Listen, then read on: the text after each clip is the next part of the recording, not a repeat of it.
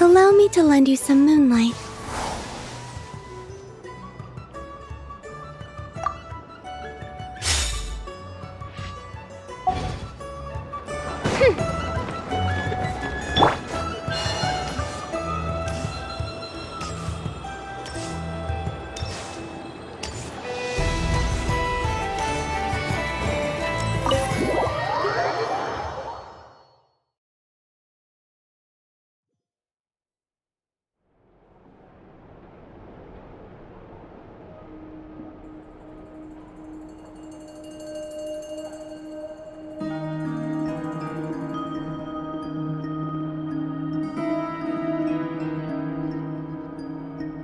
Looks like the gang's all here!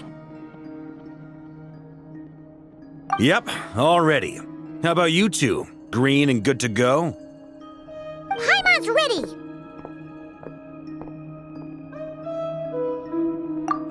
Haha, feeling nervous? Don't blame you. We're all a little out of our depth with this one. Okay, so, some time ago, Columbina was ambushed by the Doctor. It all happened pretty fast, and the last thing you saw was her vanishing into the moon's reflection. Yes, though at the time, all that the rest of us saw was the Doctor using some kind of power. The next moment, Columbina had disappeared, and you were falling into the sea. We have to get Columbina back. And whatever the Doctor's plan is in seizing the Three Moons Authority, we have to stop him before he succeeds. The Frost Moon Scions consider it our duty to rescue the Moon Goddess. I wasn't expecting so many others to come to our aid. So I want you to know that you have our utmost gratitude. Great. Well, first things first. Wait. Someone's here. We heard your footsteps. Although... You've been here for a while now. I take it you followed the Traveler, but I don't sense any ill intent in you. Come on.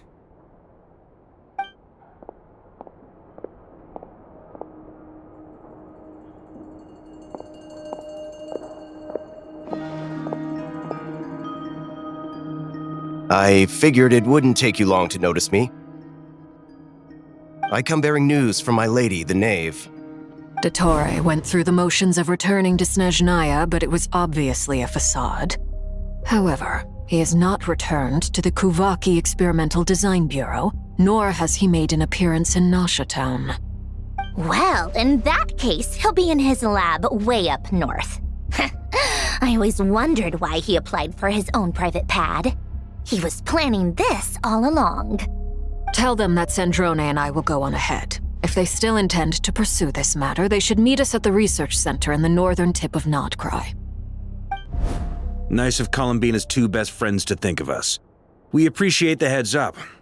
Our sincere thanks to the Fatui for your aid. Lady Damselette may have left our organization, but at least some of her colleagues remain genuinely concerned for her well-being. Not to mention that the Doctor's increasingly cryptic conduct gives us great cause for alarm. We have crossed swords many times before, but it's not personal. We're just on different sides. We don't lack humanity. And so, as fellow friends of Lady Damselette, it's only right that you should be in the know about this. Arlecchino's situational awareness has saved us a lot of trouble. I'll leave the map here with you. If you do decide to head to the research center, please proceed with caution. And remember, at least while you're in Nod-Krai, Lady Arlecchino's subordinates are your comrades if you want them to be. This is very accommodating of you. We can't thank you enough. Just doing my duty. I shall take my leave now. If you need us, you'll find us at the Experimental Design Bureau.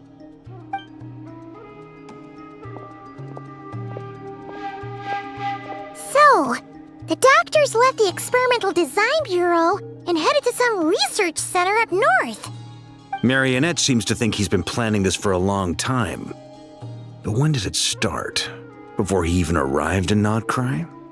It seems his loyalty to the Tsaritsa is lip service at most.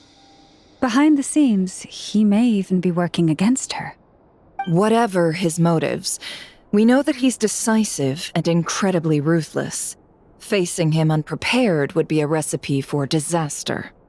At this stage, it's difficult to predict his next steps. I suggest we split into 2 groups. We need some people to stay behind and guard Nasha Town. Well, as much as I'd love to help, infiltrating research labs isn't really my area of expertise. But at least take Cool Your Jet's Ducky with you. It should be some help during the battle. And as for Miss Anefa, I suppose you will stay to protect Miss Aino? Detecting operational logic. Protect Aino. Priority. High. Just in case, Servarka, I think it would be best if you stayed behind as well. You can leave the research center to us. I mean, I would have said the Knight of Berea should probably be out on the front line, but okay, fine. Leave Nasha Town to me. Be careful out there, okay? If things get out of hand, fall back right away. Yehoda will be on hand to assist you. In my absence, she can handle any intel gathering work. You got it, boss. You guys make sure to get back here in one piece, all right? We will. Things are moving fast. We'd better head off soon if we hope to keep pace. So, it's infiltrate a secret research facility, or... Yeah, alright. Paimon will help out here instead. Sounds like it's gonna be a pretty intense fight. We all have to bring our A game here. So, anything you need to wrap up before we leave?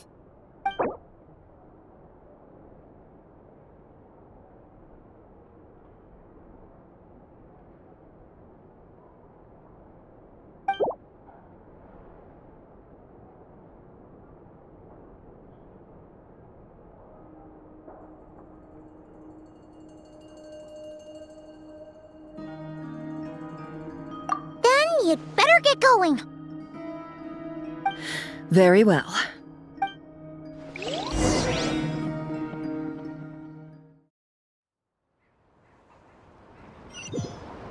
All these broken machines on the ground. Someone got here before us. Could it be Arlecchino and Sandrone?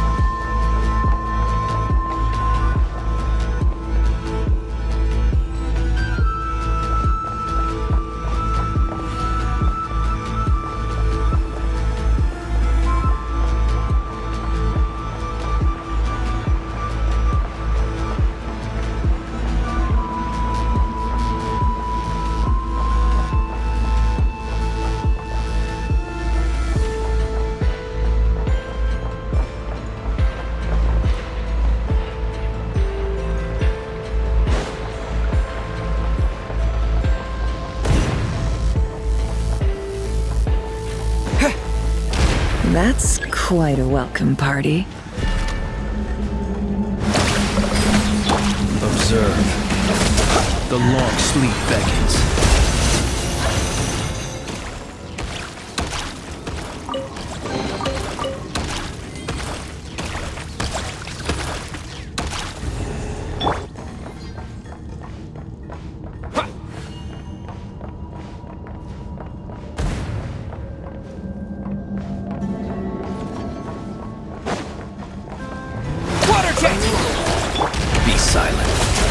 Close your eyes. Do you fear the dark?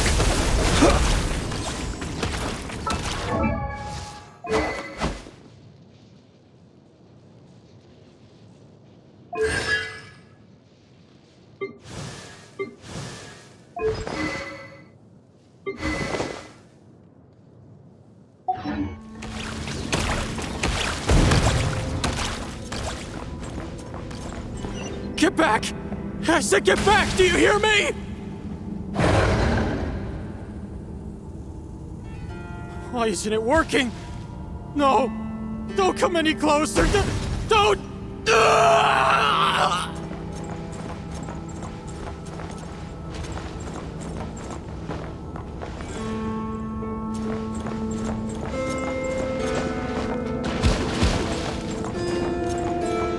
Observe.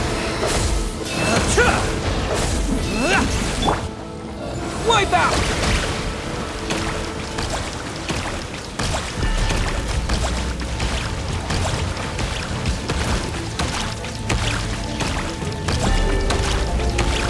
Water jet! You poor lost lamb. Yeah, yeah, ha!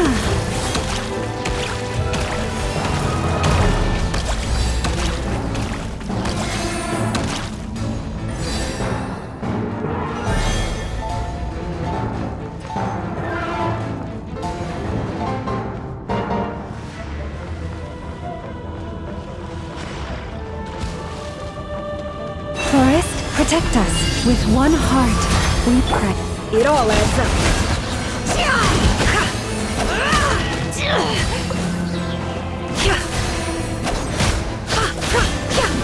No more love. Go!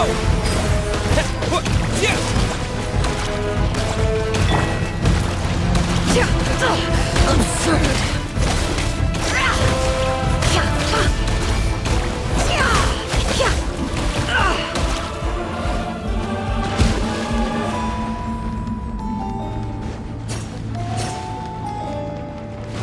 Close your eyes. Observe. Night falls. You poor souls. May your spirits find peace. Grab that key on the ground. We'll probably need it at some point.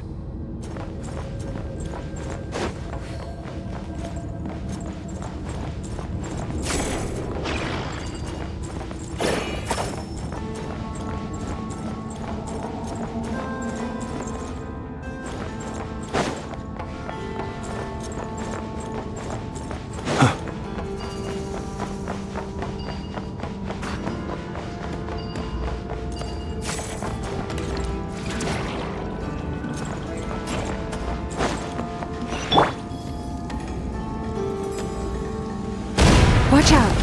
Ugh, there's no way through. Let's go around.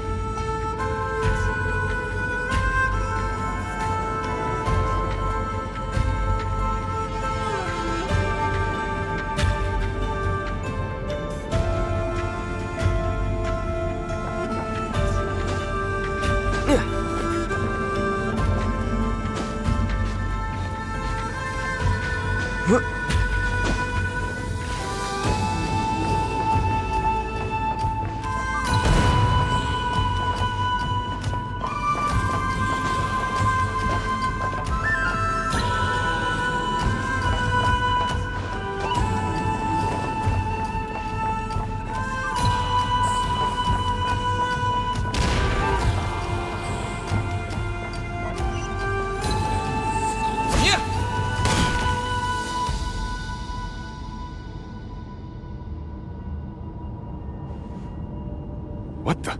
Trespassers? Here? What's wrong with you people? We're looking for the doctor, and we understand he might be here. I see you're fleeing the facility. You looking to settle a score with the doctor? Good luck with that. don't think you have many chances left. Perhaps. But you might have a chance to live if you start talking. 2 other Harbingers had the same idea as you. They're already inside. But what good is it gonna do? The doctor wouldn't do something like this unprepared. Seems to me that you're not too thrilled about being his subordinate. Also, is it just me, or do I sense monsters nearby? If you'd prefer their company to ours, that can easily be arranged. We need to know what the doctor is up to. Please, if you know anything at all, tell me. This is about more than us versus the doctor. His actions could have consequences for all of Nod-Krai, and perhaps even your homeland, Snezhnaya.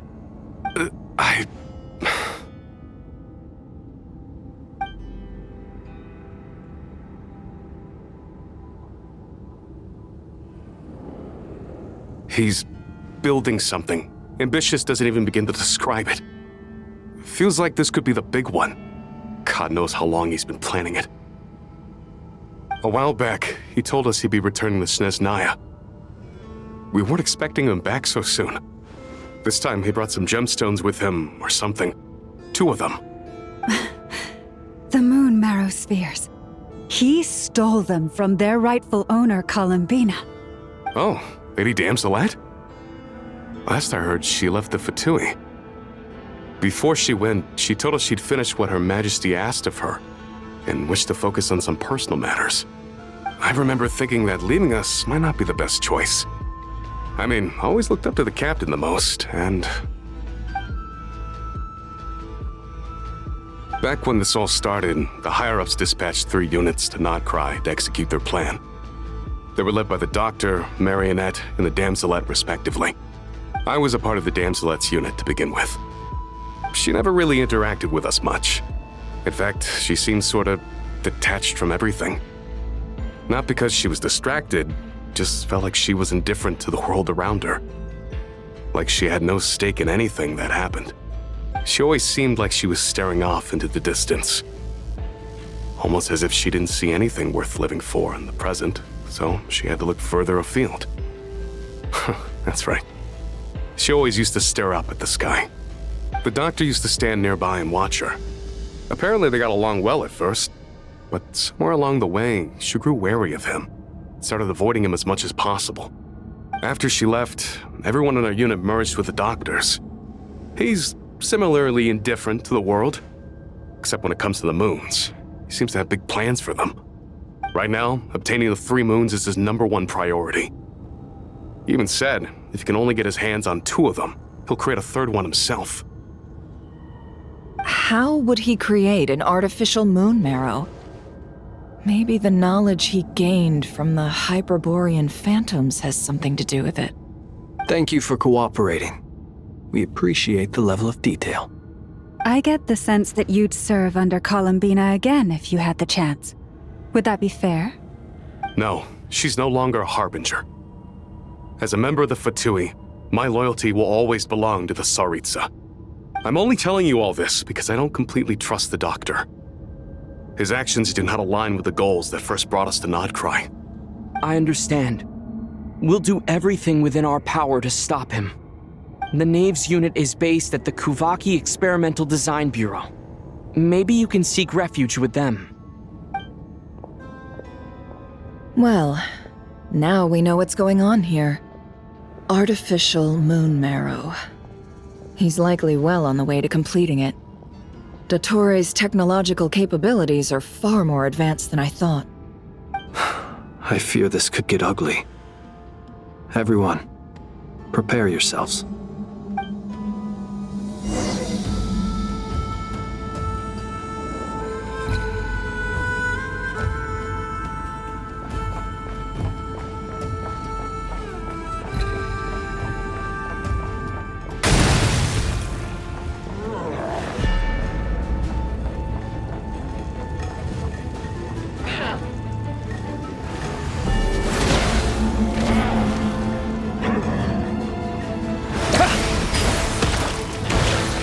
Close your eyes.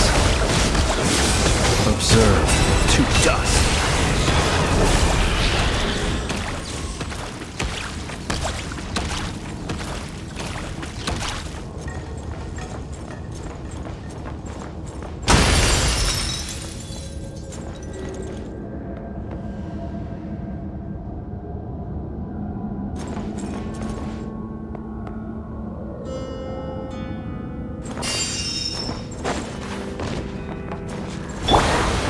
jet!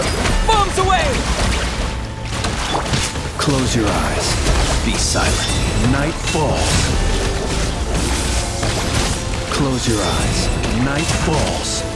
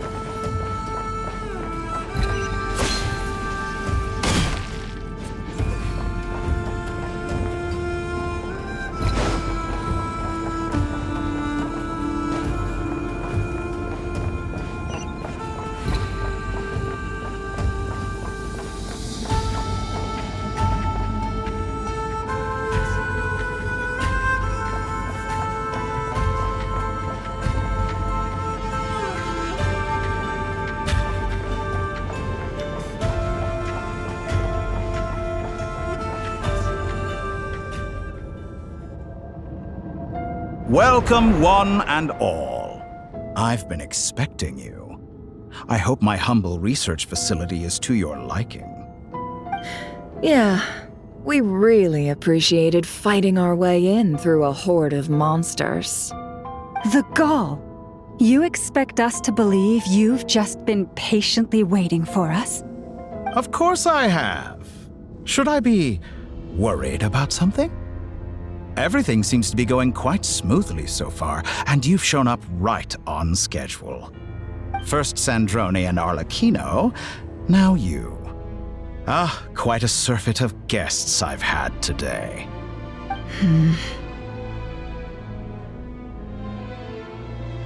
If you were looking for them, I should probably mention that Arlecchino disappeared as soon as she entered the facility. As for Sandrone, why, she stood right here only moments ago demanding answers from me at the top of her voice. Hardly out of character. She never was one for basic courtesy. But I have to admit, I was a little surprised to see her showing concern for someone besides herself. Does everyone you associate with undergo such a change in temperament? Speaking as a researcher, I have to say, it is not a change for the better. It threatens one's ability to remain objective. Well, since you ask... So you've got your hands on the moon marrow, and now you're claiming godhood. Don't you think that's a bit of a stretch, Dottore? I must protest what you are insinuating with that phrase, claiming godhood. I am not claiming anything. I am stating a fact. You're a researcher. I'm sure you appreciate the distinction between the two. Huh? Wait, you really think you're all that? You'll excuse me if I'm not being a polite little lady for you. We're colleagues. We both know what kind of person you are. By the same token, I knew you'd respond along those lines. You and I both understand that facts speak louder than words. To that end, I've had my people send you a small gift. It should go some way toward helping you understand my present position. What gift?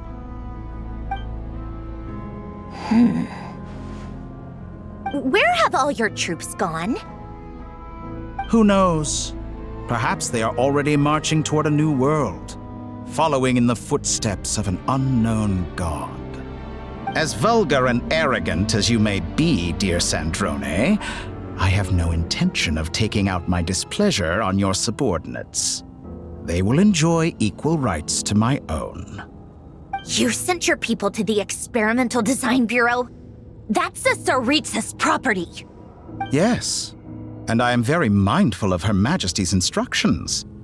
But you know full well that they do not conflict with my present goals. In which case, all I'm doing is conducting another one of my experiments.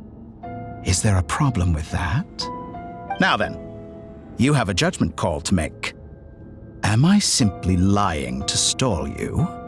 Or is it possible that every word I am saying is the truth?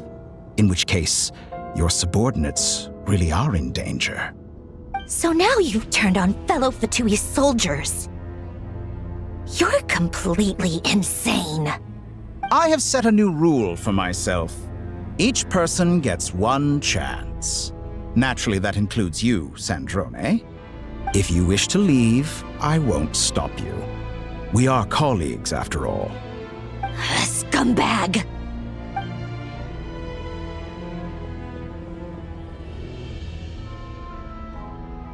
Still, I hadn't counted on Sandrone sparing any thought for the people of this world. Shame. I always found her self-centeredness to be one of her few better qualities. How can she ever hope to achieve greatness when she's so obsessed with protecting her little design bureau? It's more than a little disingenuous to speak of achieving greatness while taking hostages. Or does honor no longer mean anything to you? Honor? I have the marrow of 2 moons in my possession and will soon complete the construction of a 3rd. I will be the god of a new world. And you speak to me of honor? How charmingly naive. Those are sacred relics. You do not deserve them. In my view, many in this world do not deserve to be alive. And yet, I mercifully permit them to go on living, do I not? You'll come to regret your actions. Will I now?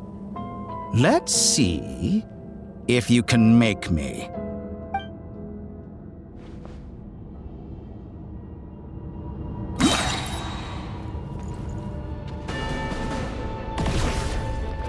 An exact practice.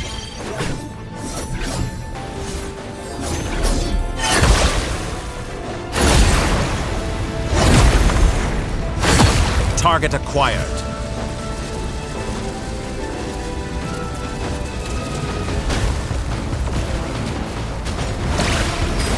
Wipe out! For the everlasting forest. Can't hide the truth. An exact practice.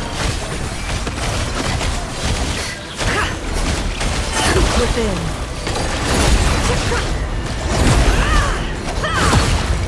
You won't feel a fate.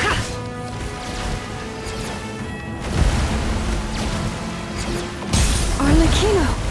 Thanks for the assistance. Arlecchino. They see you as an ally.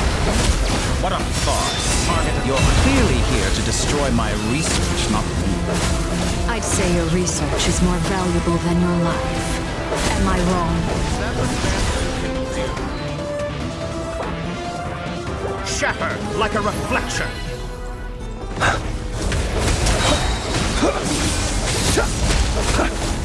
It's a grave situation. Be silent. To dust.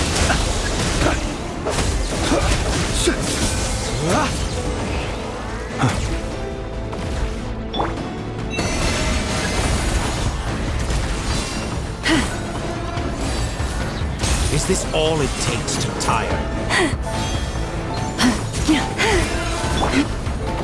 Water jet!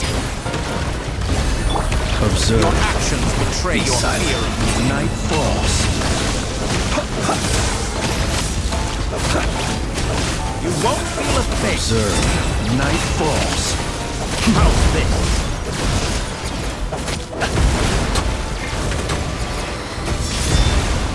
Night falls.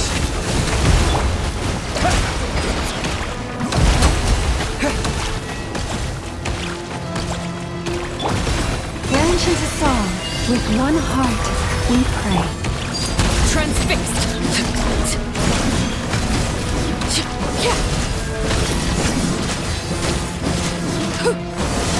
Vitora is too powerful with the artificial moon marrow in his arsenal. Fighting him is futile. Quickly!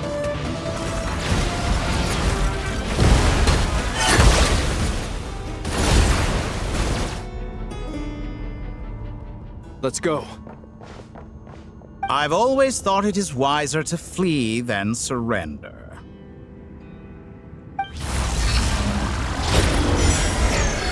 Watch out! What the? Forget about me! You should... Where's the Traveler?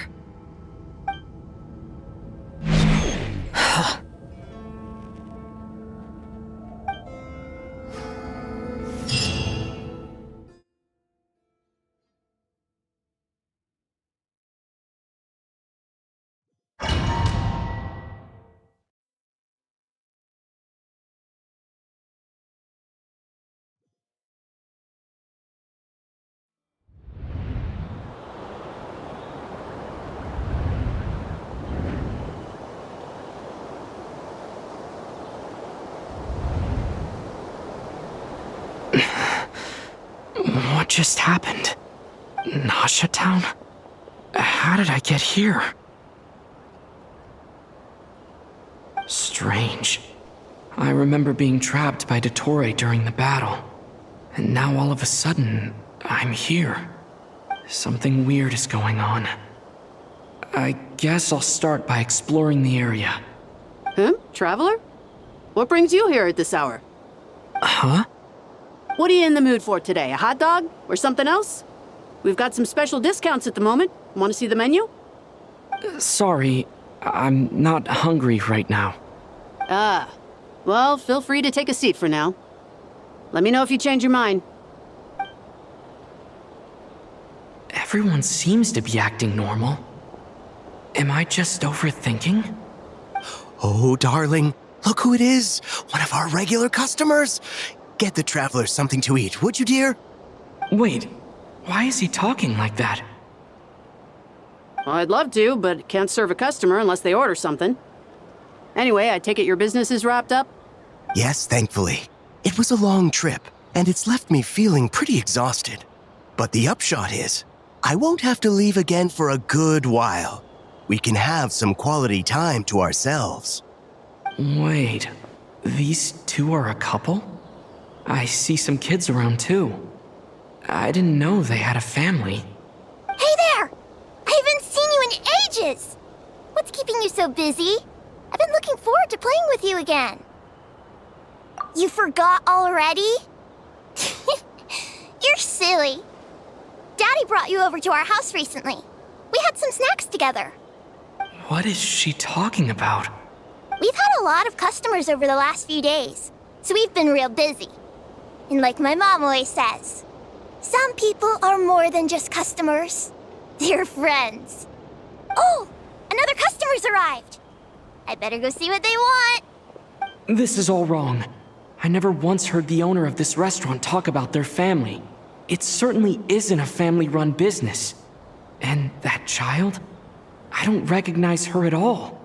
Could this be a false memory? Very good. I knew you had it in you.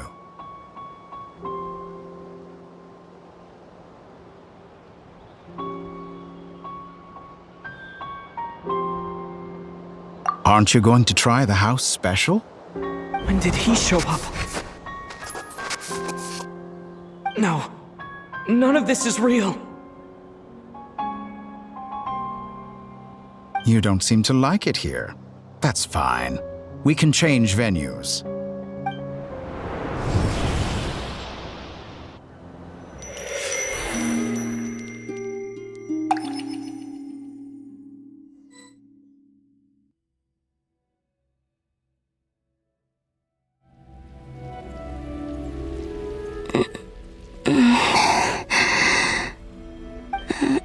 I'm still alive.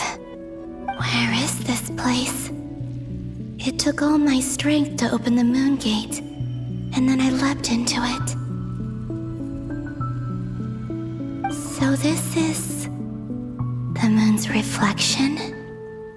The mysterious realm beyond the gate?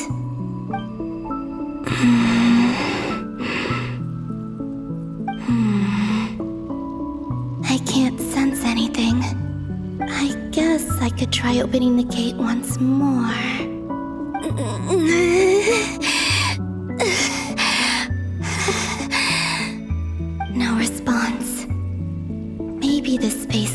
opened from inside. If this was the space that killed both Revier and his lover, then why am I unscathed? Or... no, I'm not unscathed. Even the air here feels...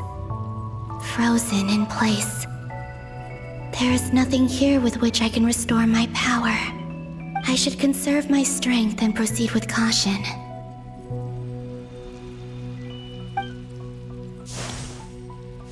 I don't believe Dotori's scheming will stop just because I escaped. If there is any chance that I can get back to the others, any chance at all, I must return.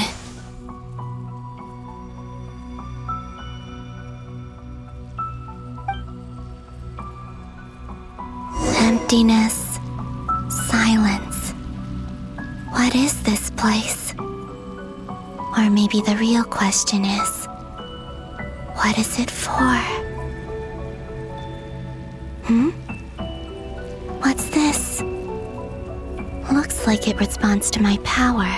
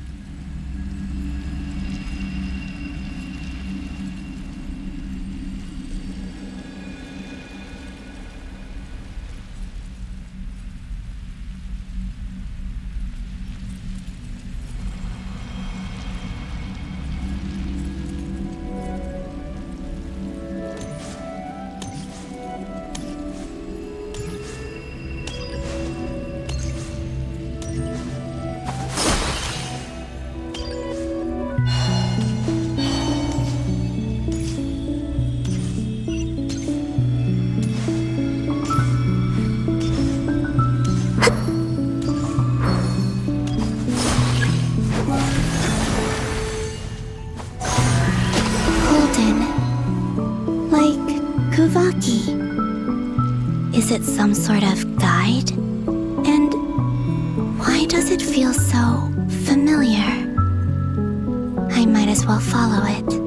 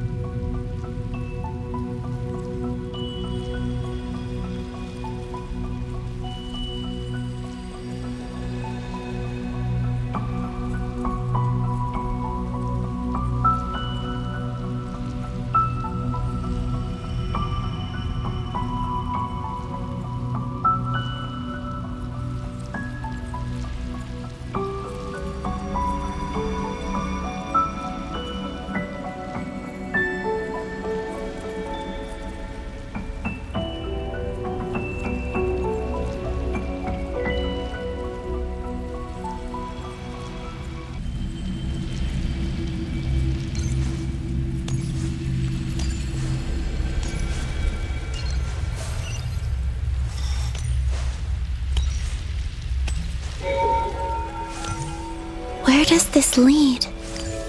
Could it be the exit?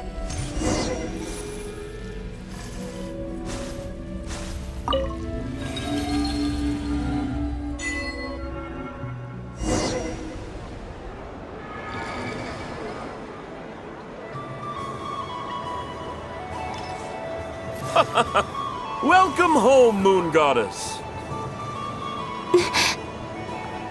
Is this Nasha Town?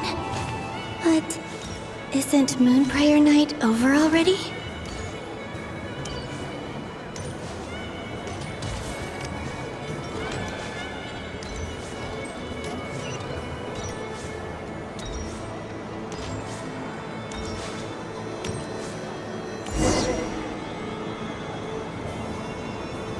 Goodbye for now, Columbina. I hope you have a wonderful night. I will. Everyone else, and me? Are these my memories?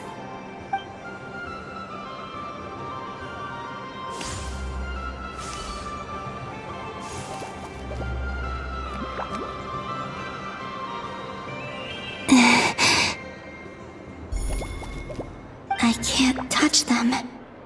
It's as if we're separated by some impenetrable power.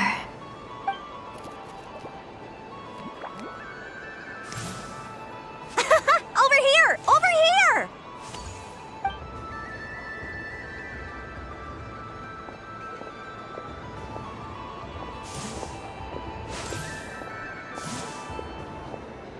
But the people in these memories pass right through me. Just like when I disappeared. If only I had known what would come to pass after that. Even so, I should still take a look around. Just being back here, it gives me the strength to keep going.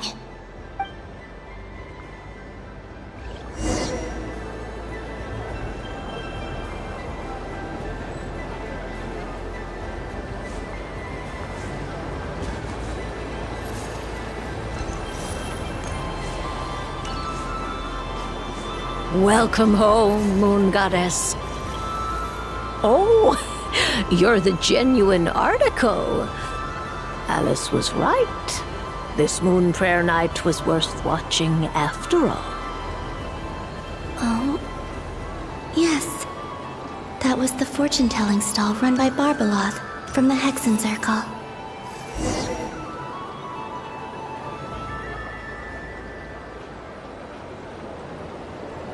Please, draw the first lunar arcana. This represents destiny and is the foundation for the divination as a whole.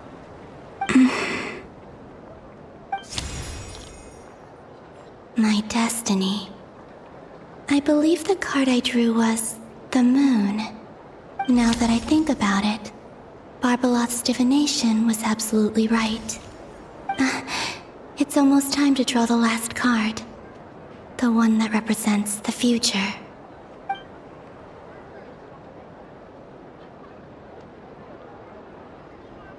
That was the card that popped out on its own. From here, I think.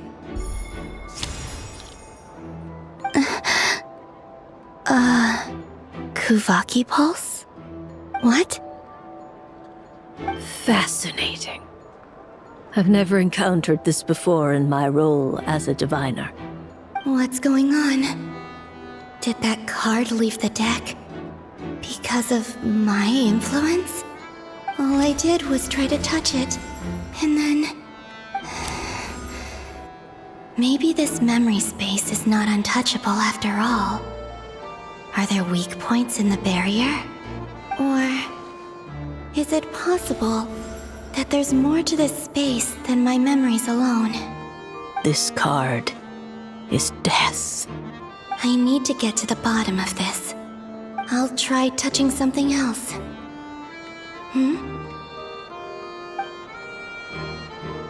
Is this... the wind? No, it's gravity. It's pulling me outwards. No, Traveler!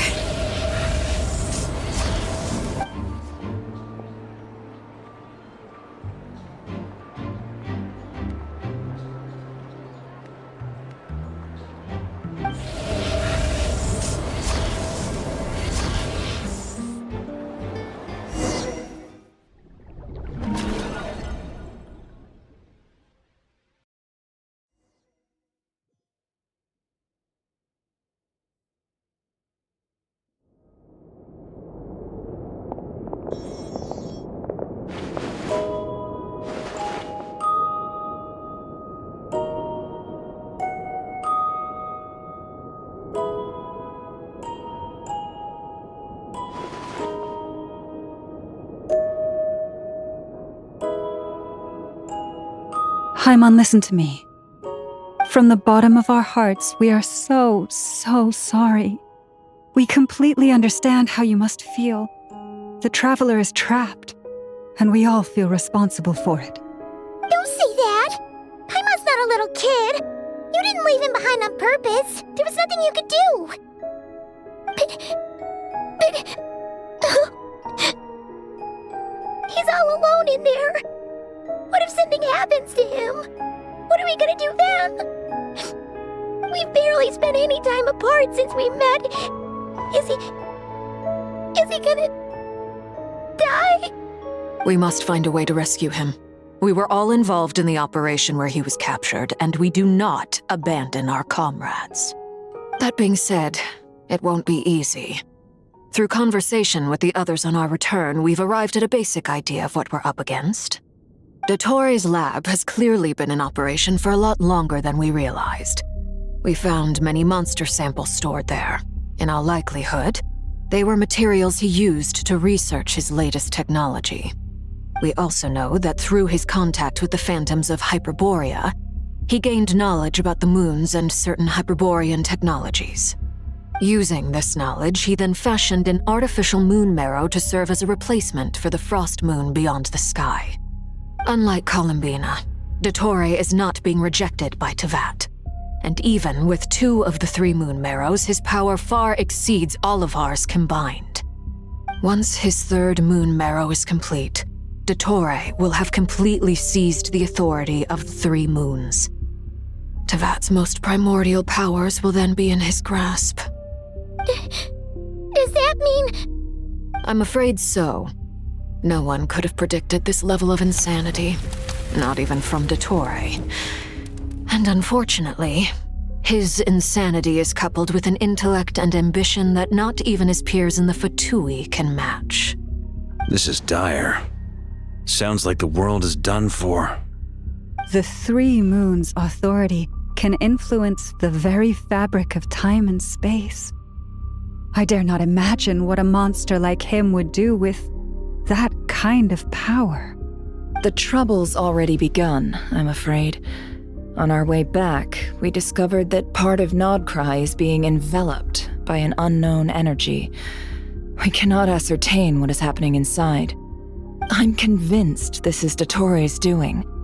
Not that there's any way to prove it. The issue is, we have no idea what his intentions are.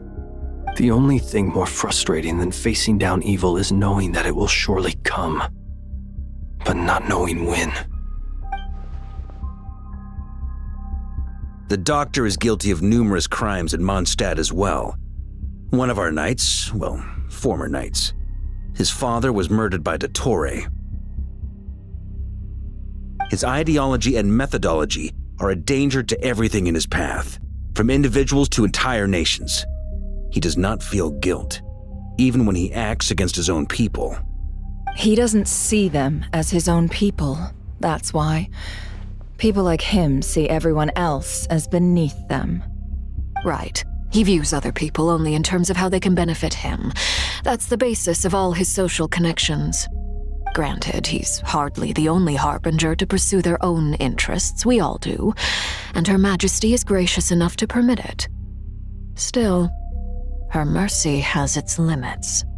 Dottore's actions have gone beyond even what the Fatui could have imagined. Usurping divine authority to become a god. For a servant of the Tsaritsa, that goes beyond being disloyal. It's treason of the highest order. We can't expect him to heed the Tsaritsa's will once he gains the 3 moons' authority. Even we harbingers consider him the most self-interested among us. Poor Traveler. Of all the people to get caught by... We have to go save him right now! Please! We gotta find a way! Paimon, I promise you, we are with you all the way. I get how you feel. I do. But it's gonna take more than strong emotions to take down an enemy like Dottore. What we need now is more information. Right. We can't even guarantee he's still at his research center. Before we can think about mounting a rescue operation, we need to confirm the Traveler's location.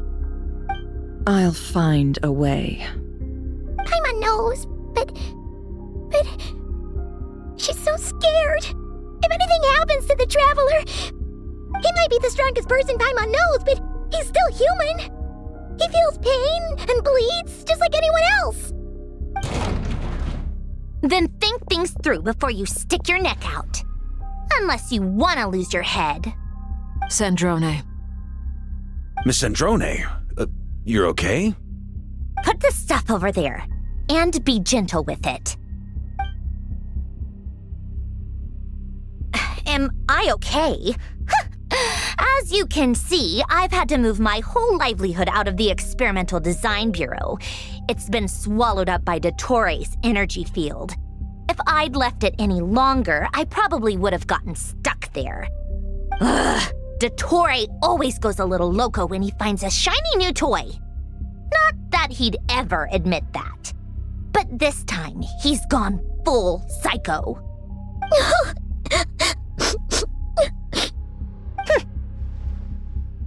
Just go ahead and cry already. Sorry. Paimon's not trying to make it seem. It's just, she can't. Oh, Paimon. Let it all out. There's no shame in it. When you're overwhelmed by fear and despair, crying can help get it out of your system. You'll feel better for it. Okay then, while the baby of the group is having a moment, how about the grown-ups get to work? Give me your hand. You've made a discovery? Polonia, scan.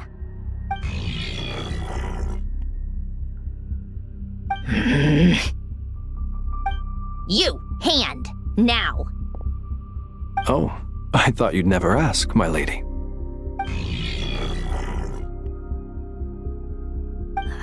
Curses! You're next, then you.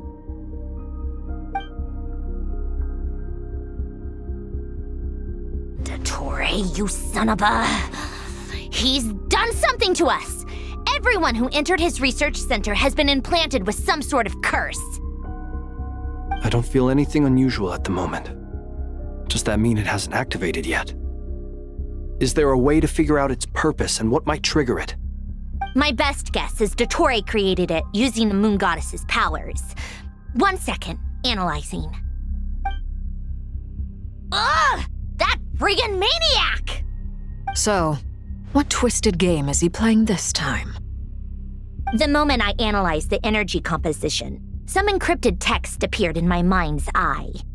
And when I deciphered it according to the Fatui's standard encryption protocol, I got the following message. Feel free to run, or you will perish in Nod-Krai. He's mocking us. Yep, he loves to toy with people. Only in this case, there might be more to it. But I didn't detect any murderous intent or malice either in the message or the curse's energy.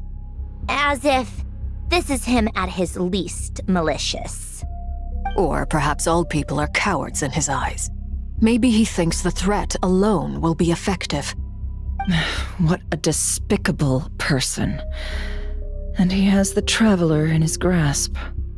If I may, as unhinged as Dottore may be, he has always exercised great patience with the objects of his interest. I remember a comment he made when we first arrived in Nod-Krai. He said, "This world is, on the whole, an exceedingly dull place. But at least there are a few intriguing features, such as the gods, or the Traveler. Presumably, they interest him because they're unknown quantities. He wants to understand as much as he can about them." Agreed. The Traveler is Tevat's fourth descender. All Harbingers are aware of this. Since Dottore took such pains to capture the Traveler, he is unlikely to kill him right away. Okay, but we still have to do that rescue operation. Of course. I also think we need to read between the lines with Dottore's message. If he's encouraging us to run, that means we mustn't leave Nod-Krai under any circumstances. My guess is, his curse will only trigger if we leave.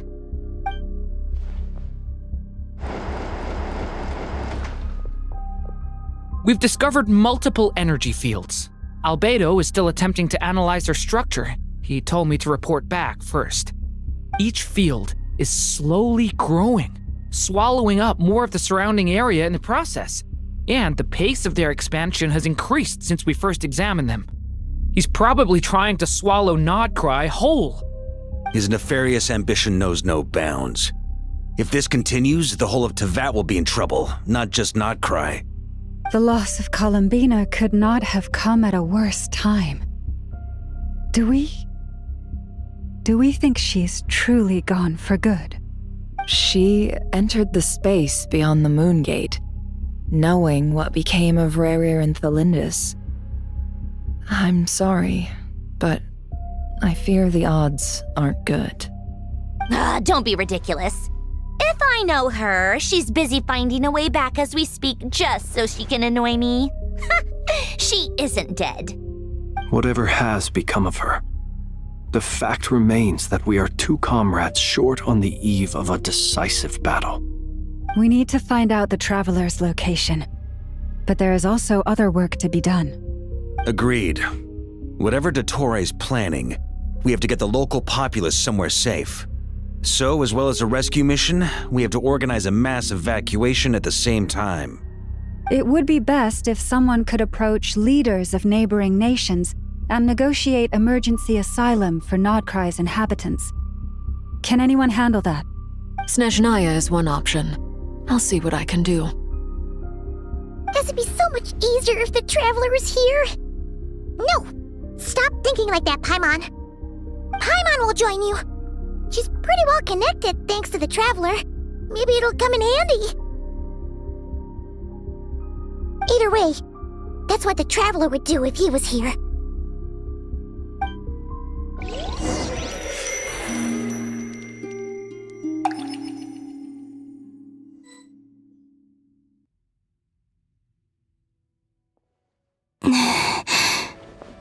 Back here again.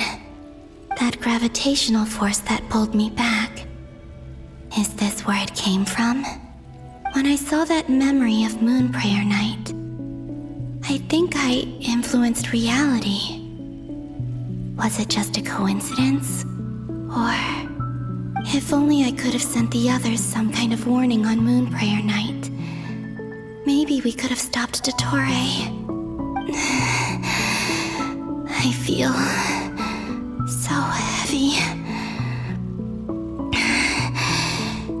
Well, even so, I have to keep moving forward. Back to emptiness and silence again. I should try and find my way back inside that memory.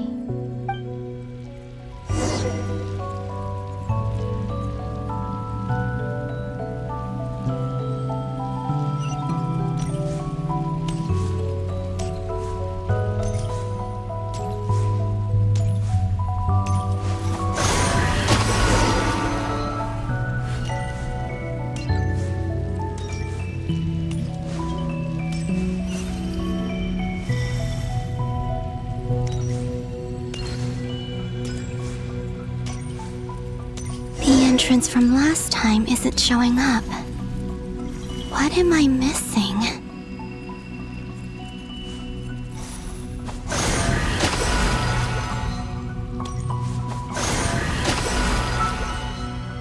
Looks like I need to gather these scattered fragments.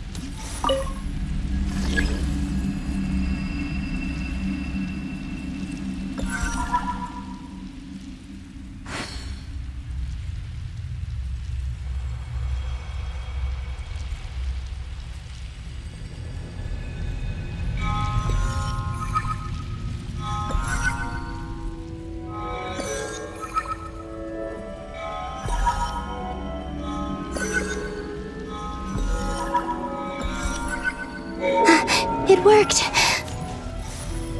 Hopefully I can stay inside for a bit longer this time.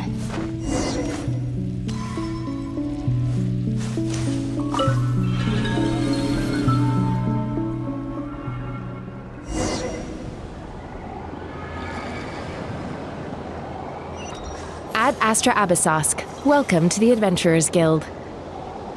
What? This doesn't look like Moon Prayer Night.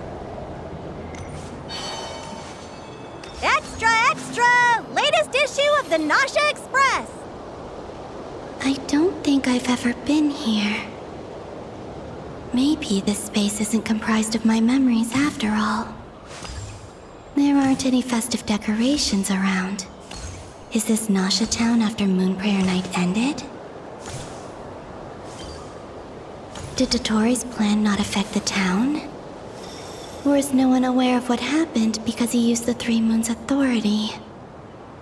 Let me see if I can influence anyone else. So, what do we do next? Wait, that voice. Paimon? The most important thing right now is to find that mage. Lauma the Traveler and Mr. Varga are here too. I'd better go pay the Fatui a visit. Traveler!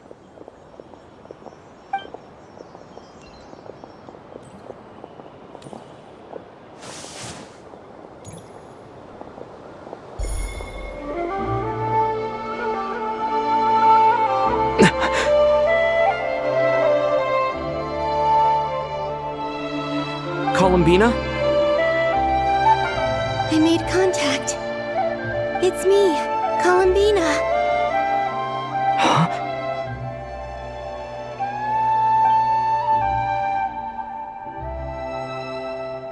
Traveler? Let's go! This is no time to be spacing out!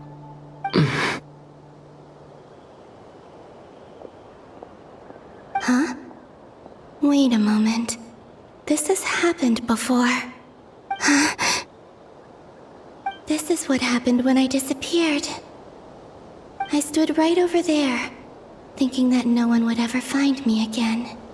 It was only when he called my name that I decided to follow them. But did he turn around because he sensed my touch just now? Is it really possible that from in here, I can change the past? If I keep following them, maybe... Huh? It's that gravity again.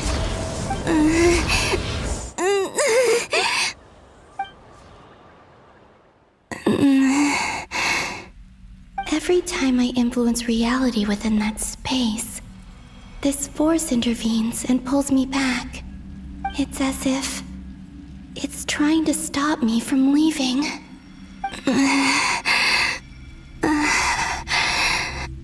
I'm getting weaker and weaker. I'll just have to try another approach next time. Come on, Columbina. Keep going. You have to tell everyone what happened.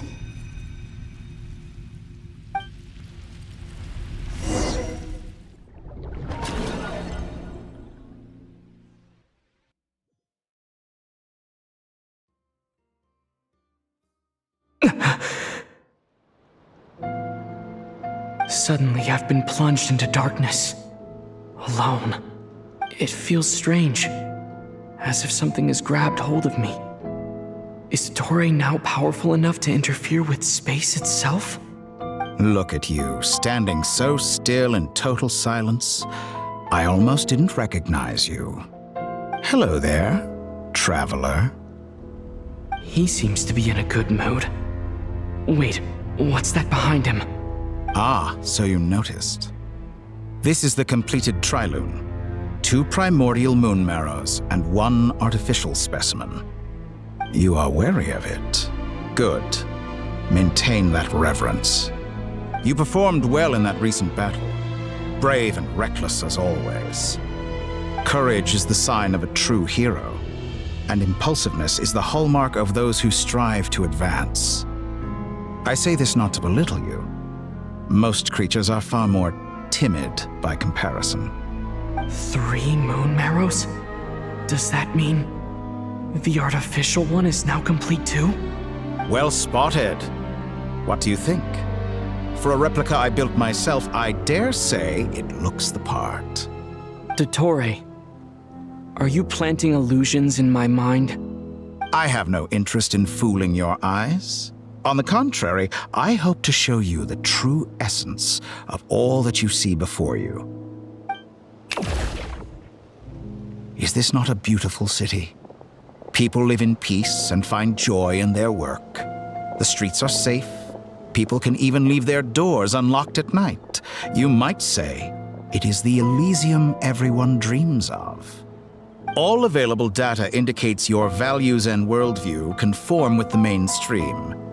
This kind of society should be quite to your taste. False beauty is deceitful. Lies are to no one's taste. I wonder, is it your moral standards that are too high? Or your expectations of reality? Answer me this. If someone existed in a sweet dream from the moment they were born, a dream in which they never once felt pain, which do you think they would consider superior? The dream or the reality? That's pure sophistry. It has nothing to do with your actions. As I suspected. You have yet to understand all of this for what it really is. What do you want from me? You sound impatient. Do you think the only reason I'm keeping you is because I want something from you? If it's not, then why haven't you killed me yet? No one can stop you if you're as powerful as a god. I'm delighted you recognize that fact. I believe we last squared off in Sumeru. Ah, the memories. How time flies. You and I have both grown. I'm not surprised that Arlecchino and Sandrone worked with you. You've always a way of slowly but surely ingratiating yourself with all levels of society. People laud you as a hero, but I suspect there's more to it than that. Oh, but to be clear, I don't say that to flatter you. Do you always give your opponent an appraisal before you deal the final blow? Call it a long-time habit. I'm a researcher, and one of my duties is to give an objective assessment of my subjects. But you misunderstand. We are not opponents. Not at this moment. I just want to talk. Think back to Tartaglia, Arlecchino, Capitano, Colombina, and now even Sandrone.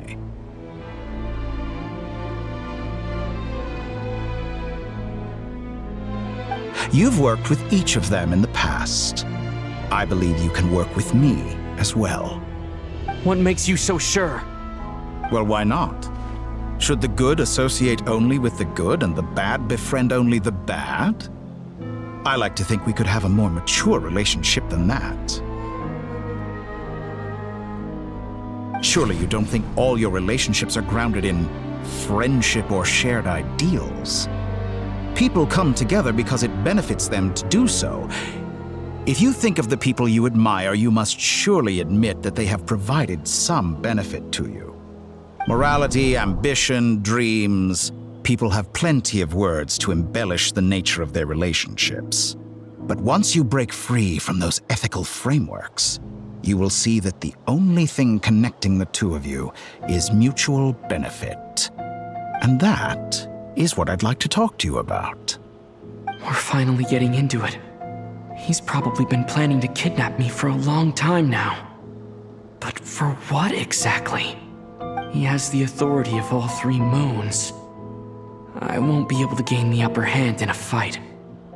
Best if I pretend that I'm willing to negotiate for now. You say you're a god, but you also speak of mutual benefit. What could a god want that the 3 moons cannot provide? Excellent question. But before I answer, I would ask you the same thing. Gaining Colombina's allegiance was a rare and extraordinary feat. But the Moon Marrows are now in my hands, and I have the edge over her. For this artificial moon is not being rejected by Tevat. Her identity and lineage may have been a thing of glory in the old world. But they were also shackles that prevented her from ever integrating into Tevat. I, on the other hand, you may view me as a thief, but I have overcome that limitation. So what is it that the Three Moons cannot grant you? What stops you from negotiating with me to get what you want? I don't make deals with lying psychopaths. That's quite an accusation. Are you expecting me to get angry with you? Well, this is one aspect in which my personal growth has served me well. In the past, my less mature self might have been disappointed, perhaps even angry, over a small setback like this. Like when you and Lesser Lord Kusanali joined forces to oppose me, for example. But things are different now. Just as the rich do not quibble with the poor, I no longer find myself perturbed by these trivial affairs. Human relationships end with conflicts of emotions and interests. But relations between humans and gods are different. And ours is even more unique.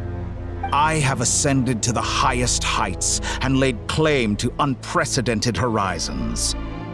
And you were no ordinary person to begin with.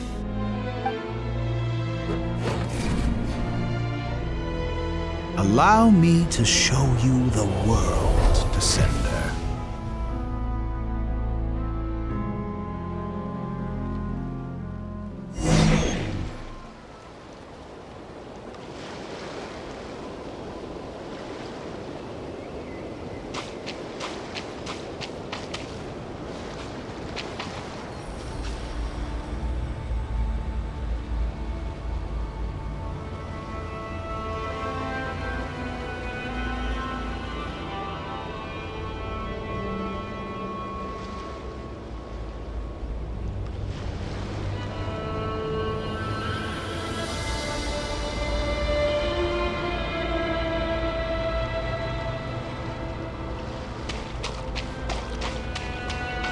Stand, walk, jump, sit, and lie down. These are the most common of behaviors.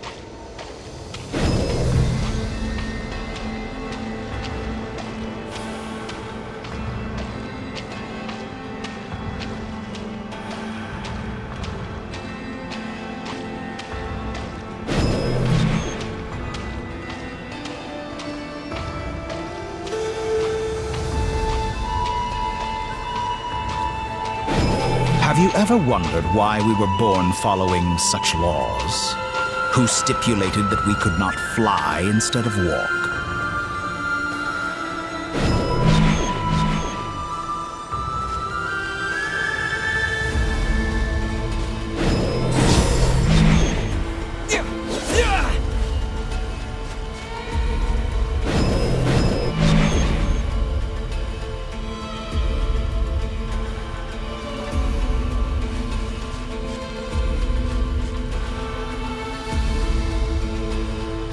Someone of your talent and experience must surely know of the four great rulers who serve the heavenly principles. They govern life, death, time, and space. One wounded by a blade will die from blood loss or infection, and one who falls into a lake will drown in agony. The elderly wallow in solitude, and the solitary age faster. Eventually, new life is born, only to embark on the same path of suffering. These four divisions anchor the world and shackle those who live in it. But they themselves transcend its boundaries, squandering the power bestowed by the heavens. All who live yearn for equality, but unless the gods prostrate themselves and profess that they are mere servants of the living, equality can never exist. Who makes the rules we must live by? Who has the right to restrict us? The limits of the body can be rejected.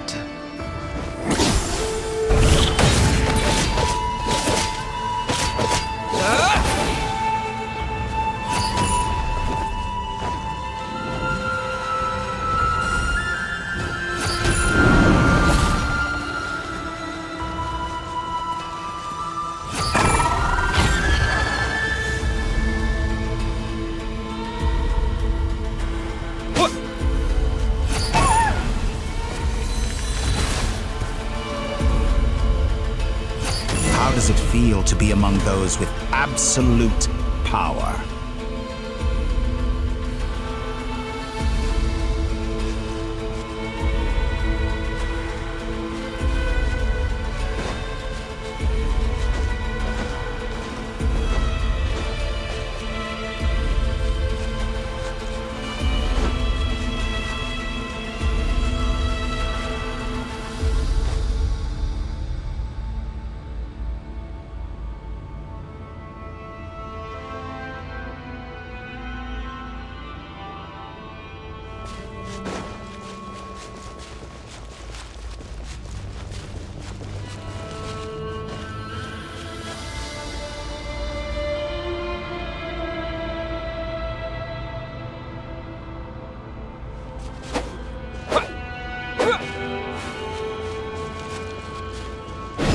Conceive the extent to which your flesh hinders your mind and spirit.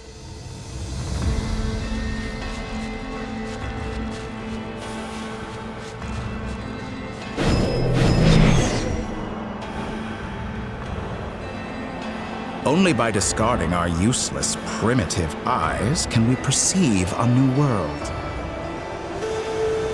How narrow-minded we all were in the past. Why should the final answer of the world not be the power that predates those of life, death, time, and space? The power of the Trilune. Through it, I have glimpsed new experimental possibilities. Nature suppressed, authority exiled, souls controlled.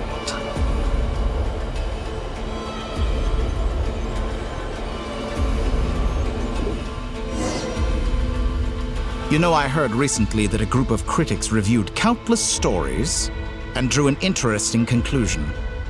They found that it is more often than not the villains who strive tirelessly to push the boundaries of progress. In fact, long before this, someone voiced a similar idea in an academia editorial. I felt a great affinity with this perspective. I have never been afraid to step up and play the role of the villain. Fanatics are trampled down for their transgressions, and those who transcend are rebuked for their audacity. And so, the majority of creatures are too timid to follow my lead. But all sacrifices made during my experiments have been worthwhile, as you can now see. I can offer you something new, something unique, precisely because I am a villain. Think about it. We are eternally bound through mutual interest. Can you truly say you would never turn to malice if it could give you the life you dream of? After all, what value do perfection and purity really have?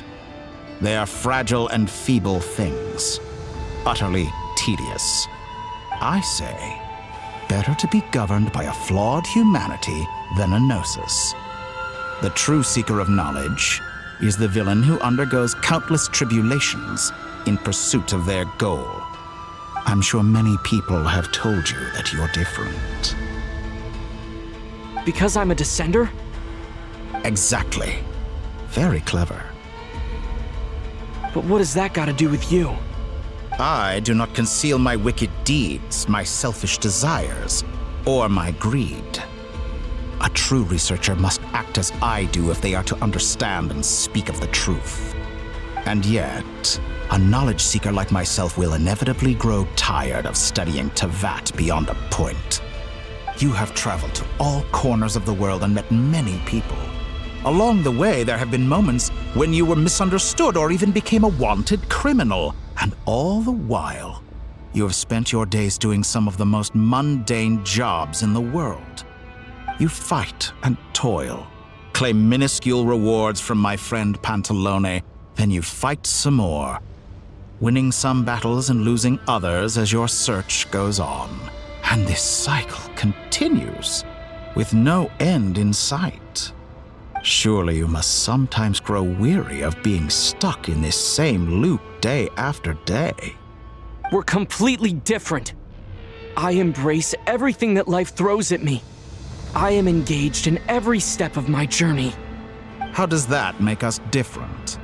I too embrace what life brings, researching everything that interests me. Think of all the novel things I've managed to create, like the artificial moon marrow. Don't you see? As unique a specimen as she was, even Columbina is not irreplaceable. Take that back! She's gone because of your actions! I didn't say that to anger you. Though admittedly, I don't see what there is to be angry about. Anything Columbina could do for you, I can do better. I know what your ultimate goal is. You wish to walk the path your sister walked, and seek answers from her at the end of that journey, don't you? Someone like you could never understand what it feels like to care about another person the way I care about her. Perhaps not, but that doesn't mean I can't help. I could find your sister right now, bring her before you, and make her give you the answers you seek. Don't be so presumptuous. You'll never begin to understand the situation between us. Oh, no. This is no presumption. I'm only offering what I know is possible with the power of the Tri-Lune. But it seems like you would sooner continue with your journey through this world. Why? Do you truly desire this journey? Or is it simply a necessary process from which you cannot escape? Think of all the time and energy you have spent, everything you've had to endure just to make it this far. Is this really what you want? Or has your hand been forced by the promise of that final answer? Yes, you have made many friends. But do they ever spare a thought for the void in your heart and what it yearns for? What you want is not friends. It is family. But do they know this? I, on the other hand, am far more considerate. Join my experiment, and in return, I will bring your meaningless journey and all its struggles to an end. This is a malicious attempt to manipulate me. But at the same time, he's stating some very human truths. Of course he's right about my predicament. How can I deny it? I have faced ungrateful strangers, never-ending troubles, an endless quest for answers. I want to see her. After everything I've been through, words can't describe how much I miss her. How much I want to be reunited with her, wherever you are right now. Do you miss me too?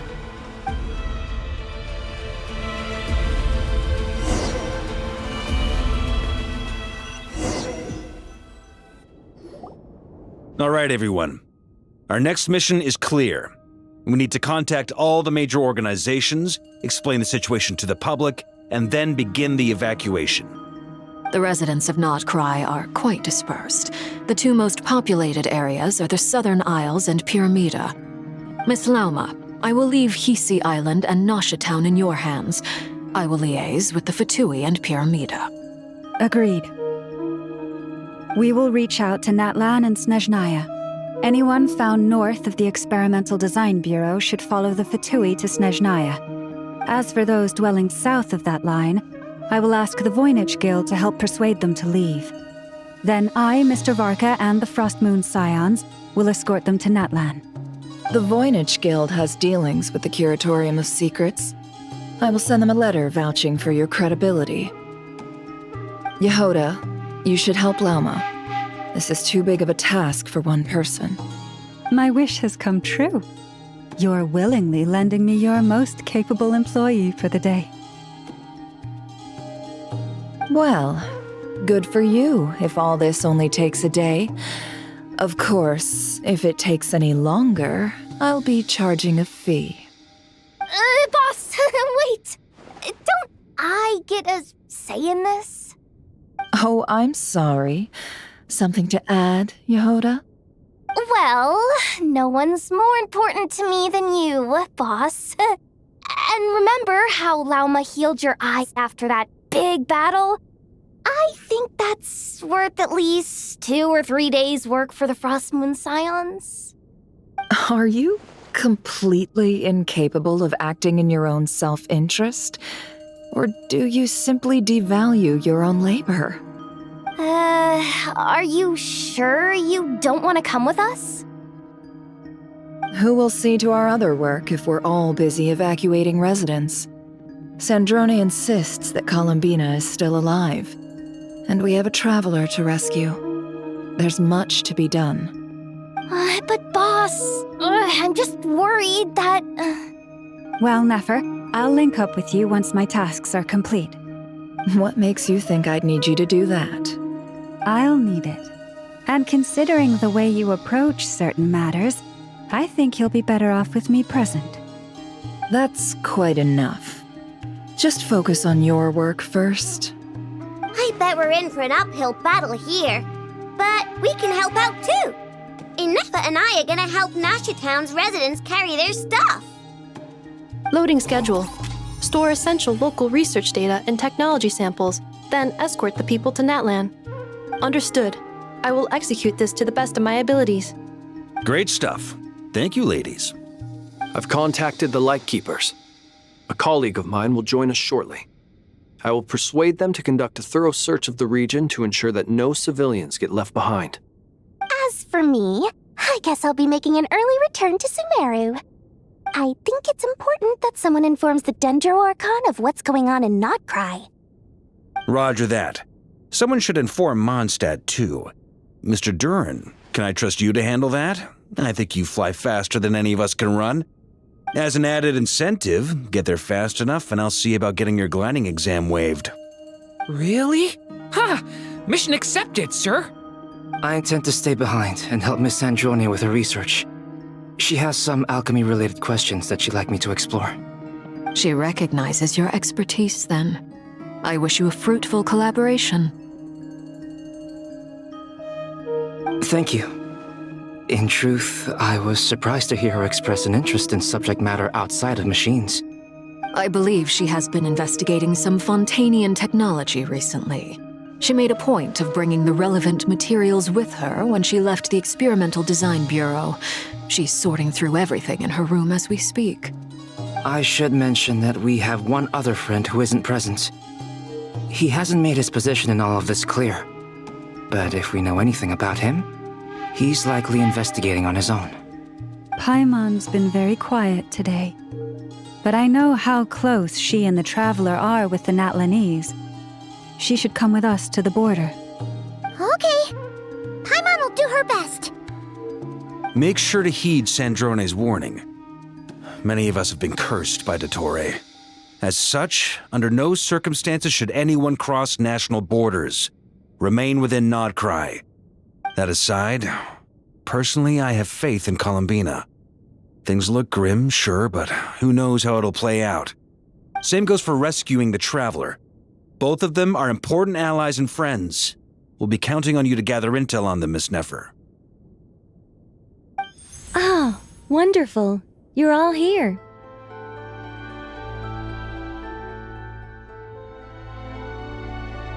That voice again! Nicole? Whoa, that was loud! And it came out of nowhere. So mysterious. Sorry, this is the only way I can speak to you all right now. Please accept my apology. Anyway, time is short. I'll cut to the chase. We're still facing quite a catastrophe here at the world's borders. Alice has roped in every Hexenzirkel member she can get a hold of. Except for me. She told me I had to come and help you all out as a matter of urgency. I quote, "You love talking, don't you? Well, now it's finally your time to shine. Take these. Make sure the whole party gets one each. You'll be in charge of making sure everyone stays connected." Huh? Is this a Dodo communication device? Scanning. Unknown device. Analyzing. Unknown device. Conclusion. Cute. Affirmative. It is cute and good. I believe that I quite like it. This is no ordinary Dodo communication device. It's my very own special modified version, specifically... sorry. I almost went off on another tangent there. Anyway, help yourselves.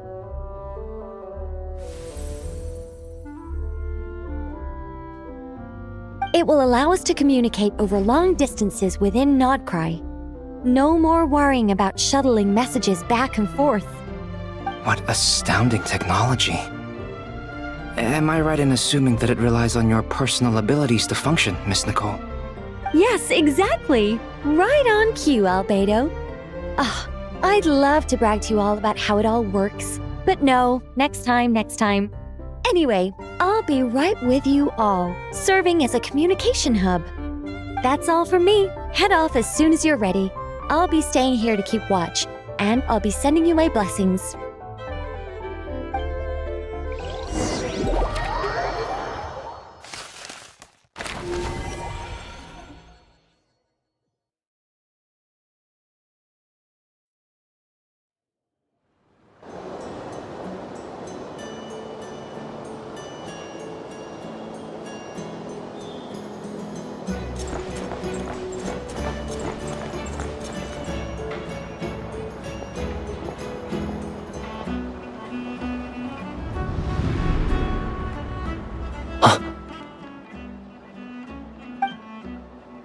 Sir Flint.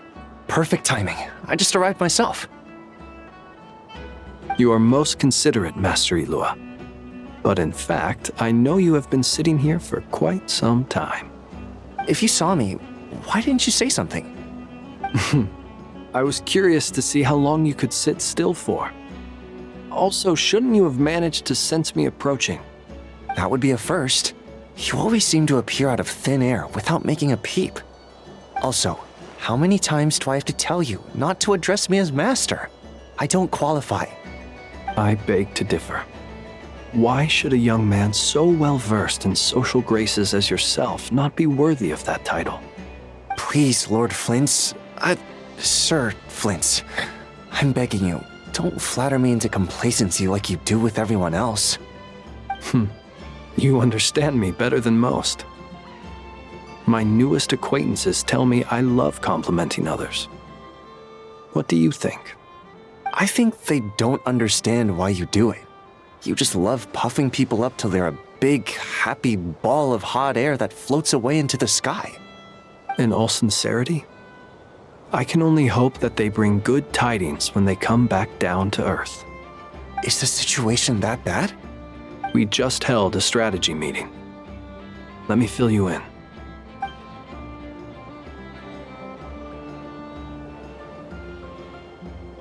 In short, we need everyone gone from Pyramida. We also need a team of Lightkeepers to scour the more remote regions of Nod-Krai for civilians to evacuate. I only hope we have enough personnel. We do.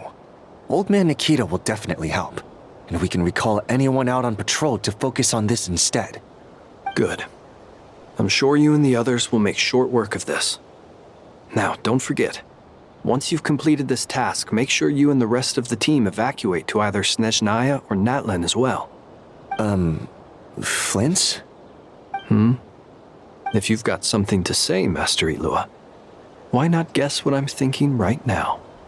You mentioned that you have something else to deal with later. How difficult is it going to be? I doubt it will be easy. I know you're a Lightkeeper, and it's your duty to protect others in times of crisis. But I have a feeling that you'll be walking into grave danger. However bad things have gotten in the past, Nod-Krai has never faced a mass evacuation before. But from the sounds of it, you don't intend to come with us.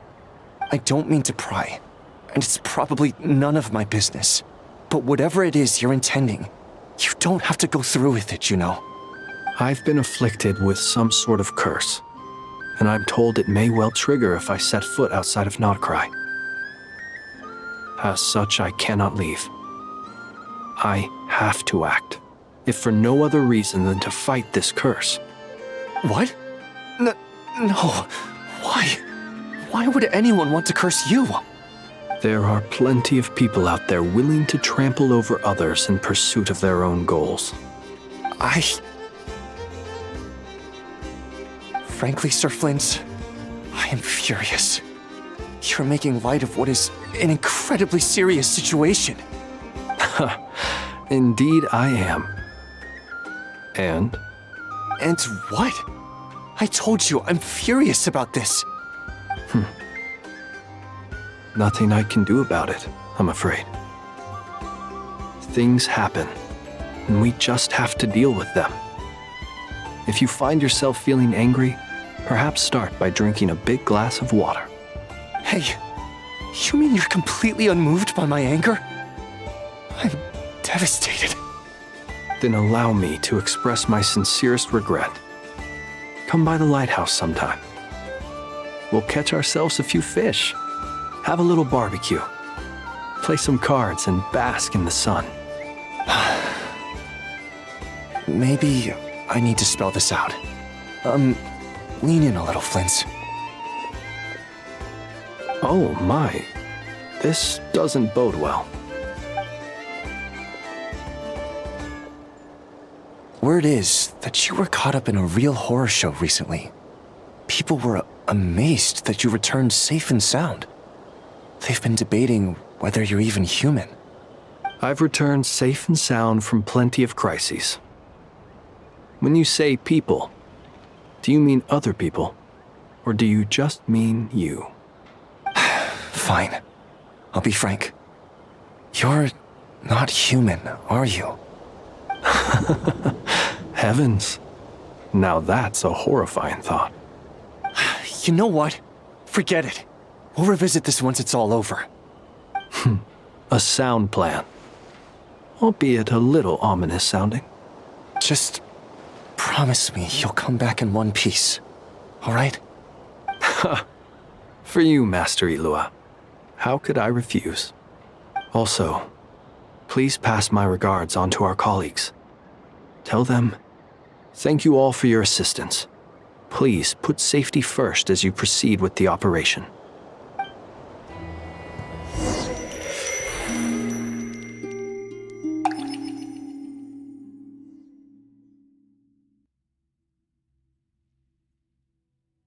I have to keep searching for a path toward reality.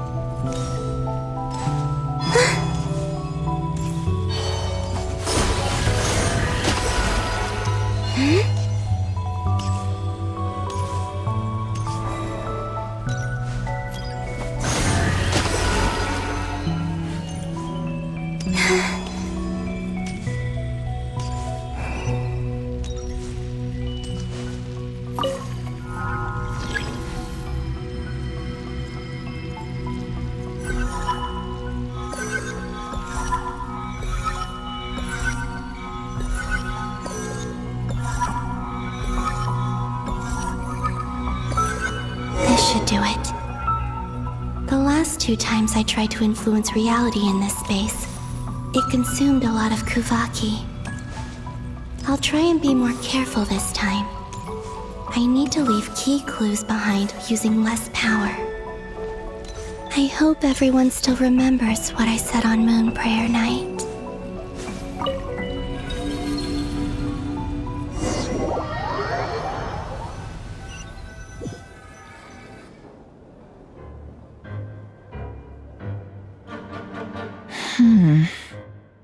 Nothing here either.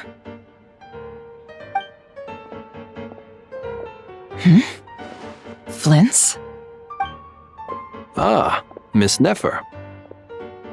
What are you doing here? Unless... I just spoke with Itlua about arrangements for the search and came for a walk nearby. As for you, why would... Huh. It appears we think along similar lines. And neither of us likes to accept things at face value. As well as figuring out how to gather intel on the Traveler, I wanted to confirm some of my own suspicions. Also, we'll need to bring a lot of force to bear against Ettore, even if we're only looking to rescue the Traveler. We can't leave anything to chance. You don't think Columbina perished either, do you? I'm merely considering the possibility that she survived, just as you are. How much can we really know about a deity like her anyway? Do you remember what she said on Moon Prayer Night? About using moonlight to send messages to us? Of course. I think that's why we're both here. Where have you checked so far? I've been focusing on the outdoors. Anywhere the moonlight shines. I checked most of Nasha Town, but didn't find anything. I checked the Curatorium of Secrets, and a few rooms where I thought I might find some leads. But no luck here either. The only places I haven't looked yet are the rooms in the flagship. But process of elimination isn't the only thing that brought me here. Oh, really? What's your other reason? After all that build-up, our mystery ally never showed up even once!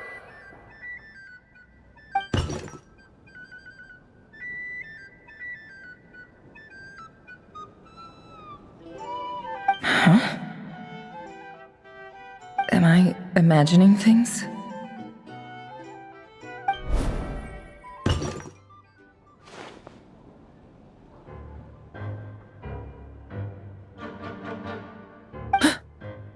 Come on, let's see what's going on. Oh no. I knocked over a vase as soon as I came in. It must have been caused by a Kuvaki fluctuation when I entered the space. Although, it seems like I'm not about to be pulled away this time. It looks like as long as I'm careful with my actions, it doesn't count as influencing reality. Anyway, is this the flagship? The Traveler mentioned that's where he was staying. I only went into the lobby last time, so I've never actually been here before. How does this space work? If nothing else, I can now be sure that it is not simply memory. He mentioned where his room was. I think it's this one.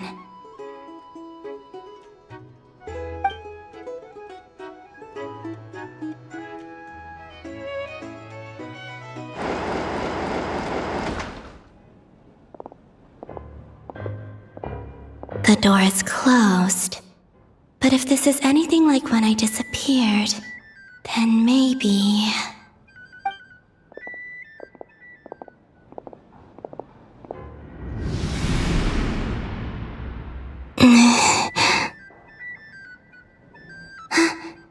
I'm in.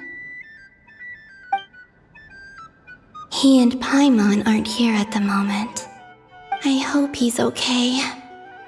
I wonder what happened to him after that battle with Ettore. Best not to dwell on that for now. I need to try and leave them some clues.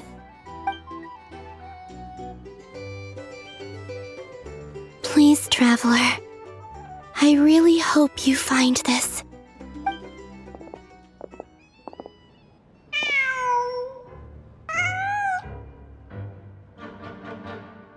Huh. Just a cat. Nothing else here strikes me as noteworthy. Didn't you stay here for a couple of nights once? Before Rarir showed himself, yes. It's also where the Traveler and I first met. Did you notice anything unusual during your stay? I remember thinking how much noisier the flagship is at night compared to the graveyard. Other than that, no. The Traveler and Paimon were most congenial neighbors. This is where they've been staying, yes? Over here? That's right.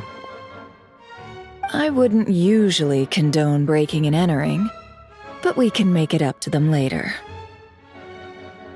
Focus now. I have to write a message on the wall using Kuvaki, just like I said on Moon Prayer Night. Simply open your windows on nights when the moon shines bright, and the moonlight will naturally flow towards the words I have written. Here goes. I'll need to carefully control my strength.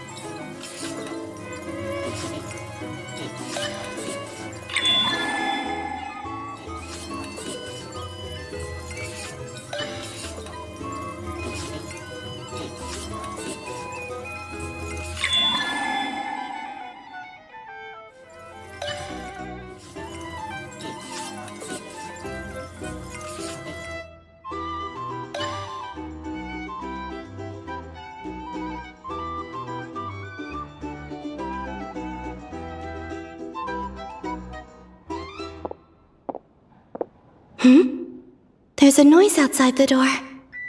Is he back?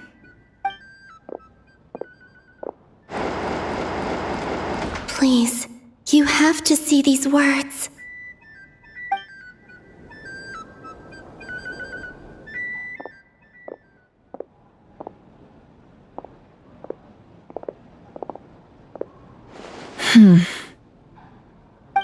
Well, do you sense anything?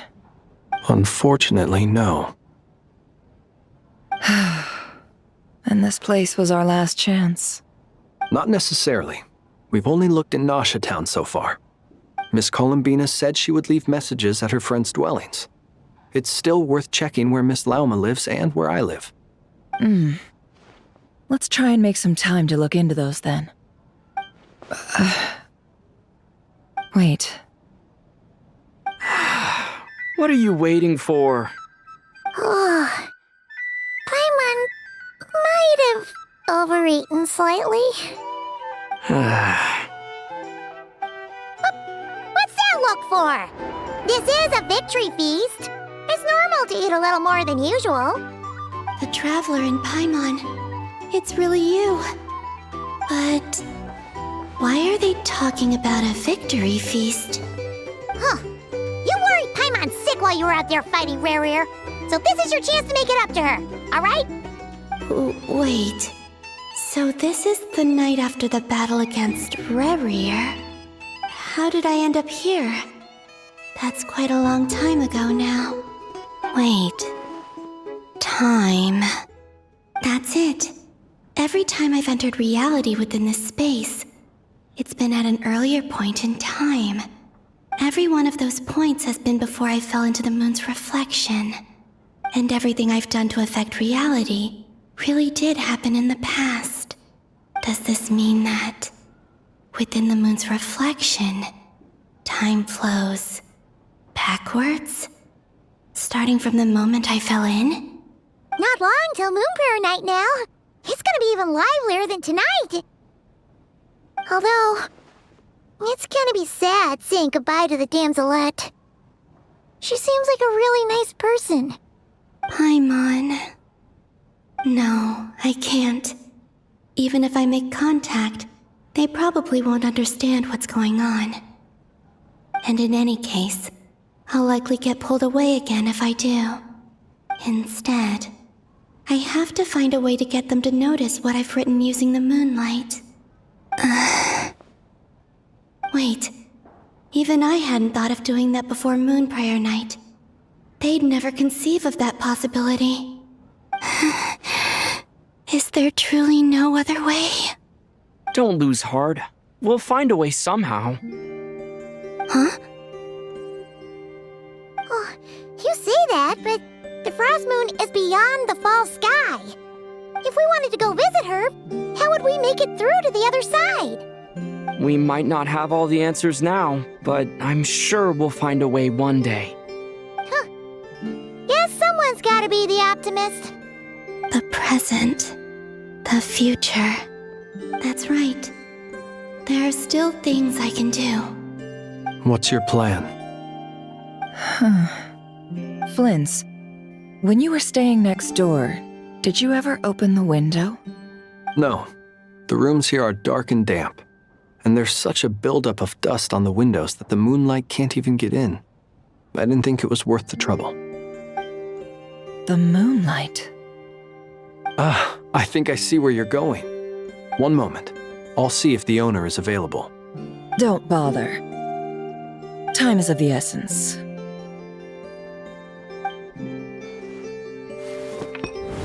Time.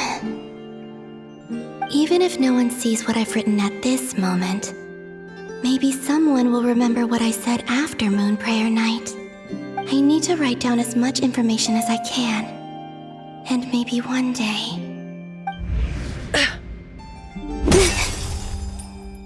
Huh? What's up with you? You can't even hold your cup steady. Are you getting tired? A little. Well, you should probably hit the hay then. You've had a really tough couple of days for you.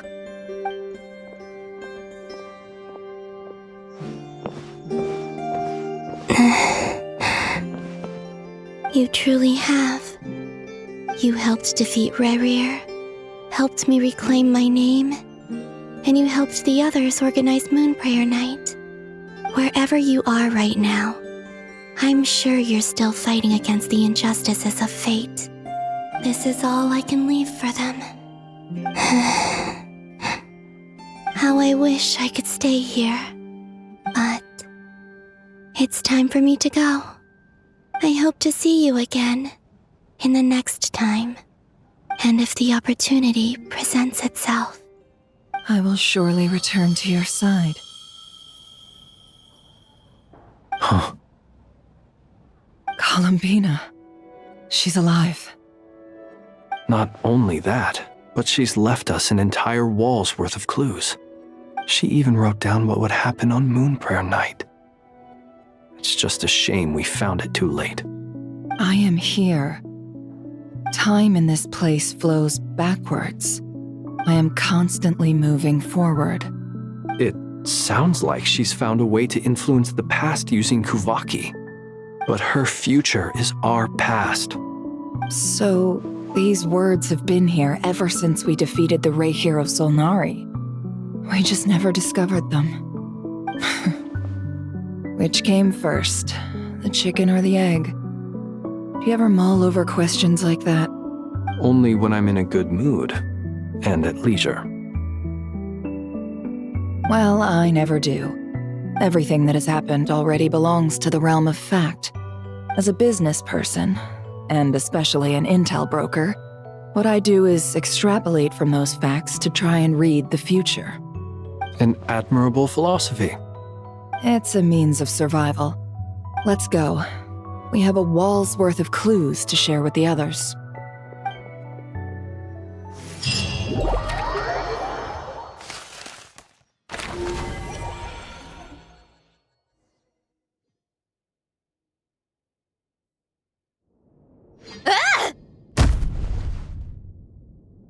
It appears that the doctor's energy signature has changed to something similar to Kuvaki, but not like the Kuvaki we're used to. Nod-Krai's Kuvaki devices will only have a limited effect on it. I can see why you've chosen to place your hopes in alchemy instead. Also, I must say these books are rather profound. My subordinates just shipped them in from Fontaine. Some of them are from the Narcissenkreuz Ordo. Some are incident reports from Petrichor, and then there's a few test reports for these junk machines. Additionally, after some further scanning, I've discovered something extremely annoying. What's that? Tevat's skies contain multiple moons. A long time ago, when I did my first scan, I detected 3. Just as the legends say, But when I checked again just now, I detected 4 moons. So there's one extra? Yeah. Originally, I thought that if I could still find 3 moons, that would at least mean Columbina's still alive. But then it occurred to me that apart from the frost moon, Tevat's moons are just husks. And husks surely shouldn't show up in the scan, since they're not alive.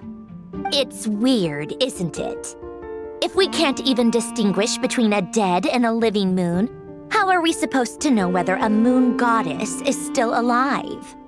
Or does this mean that the moon marrows are equivalent to the moons themselves? It's certainly possible. In which case, the 4th moon you detected may be Dottore artificial creation. So he wasn't bluffing. He really built his own moon marrow. Ugh! I'm so mad right now! It's easy to get overwhelmed when you have too much on your plate. Maybe you need to relax. Perhaps try going for a walk. Or simply take a few deep breaths. Nothing can calm me down at a time like this. I need more time, and I need progress.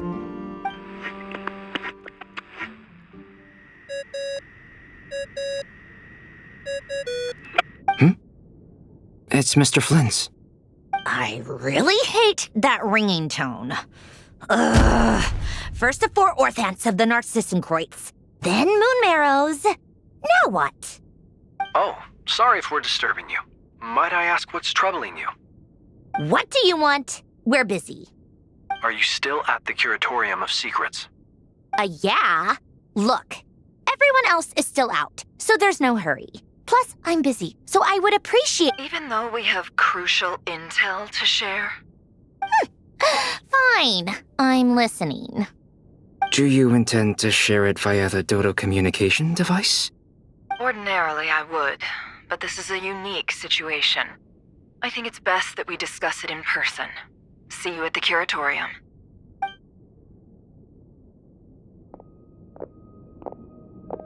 All right then. So, what's the situation? The rest of the team is still out working on their missions and evacuations, but we've decided to fill you in on the most crucial information first. Sandrone, you were right. Columbina is most likely still alive.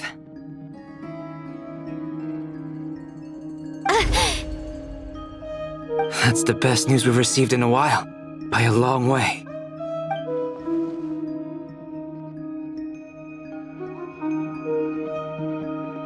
Random locations. Appearing in reverse order? Are you serious? So not dying isn't enough for the moon goddess, huh? She has to show off too. Anyway, does this mean we can deduce her condition from the moon marrows? Miss Sandrone, there's nothing wrong with simply admitting that you're happy to hear the good news. I'm not.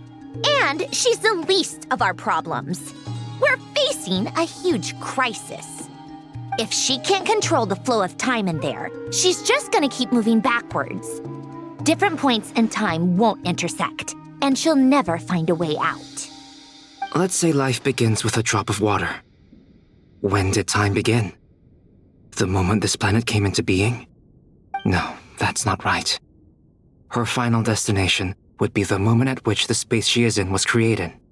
But it doesn't seem like we can influence that space from the outside world. So how can we help her? Also, if she's alive, Rerir and Thalindis might be too. But as far as we know, neither of them have come back out. That space may not have an exit at all. I'm afraid I must concur with Miss Nefer in this. Can't exactly argue with that. Let's leave it there for now. I've taken notes on everything you said. Will it help with your research? I doubt it's gonna help with breaking Dottore's energy fields. But who knows when it might come in handy. Better to have it all written down than try to remember everything when I need it. All right, I need to get back to my research. Mr. Albedo has made a lot of suggestions that that will require my undivided attention. Sure, I'll stay here. I have things to work on.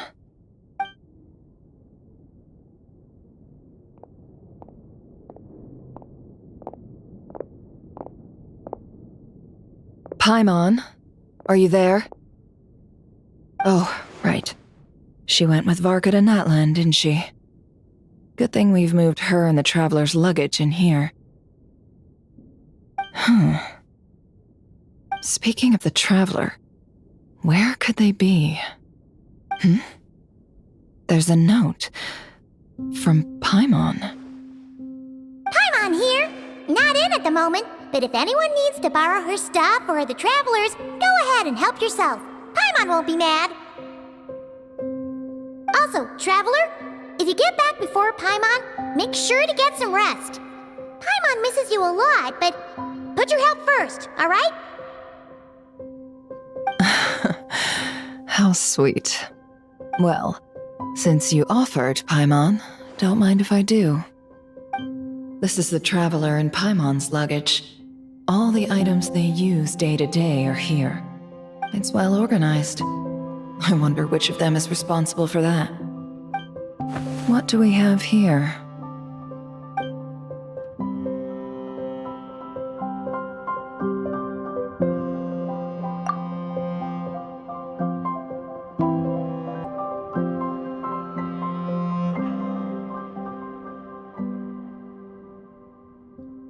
The camera captured a special moment that can only occur between people who are close to one another. You can really sense how the photographer feels about their subject. I wonder why this picture was placed outside. Is it because Paimon recently looked at it?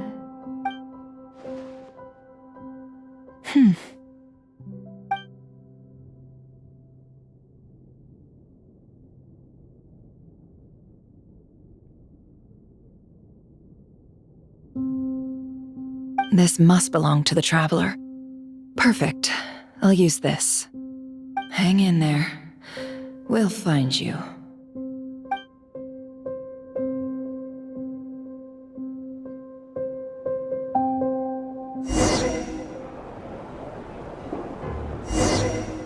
Polonia.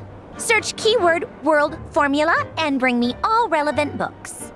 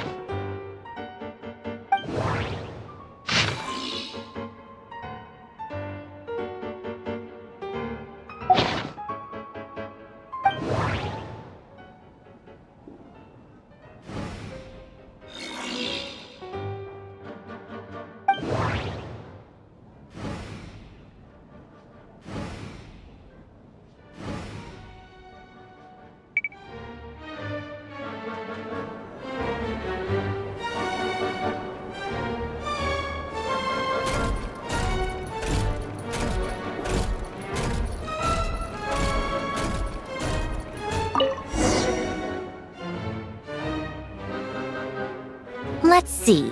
This one is on Tonki's sermon dictation concerning the apocalypse.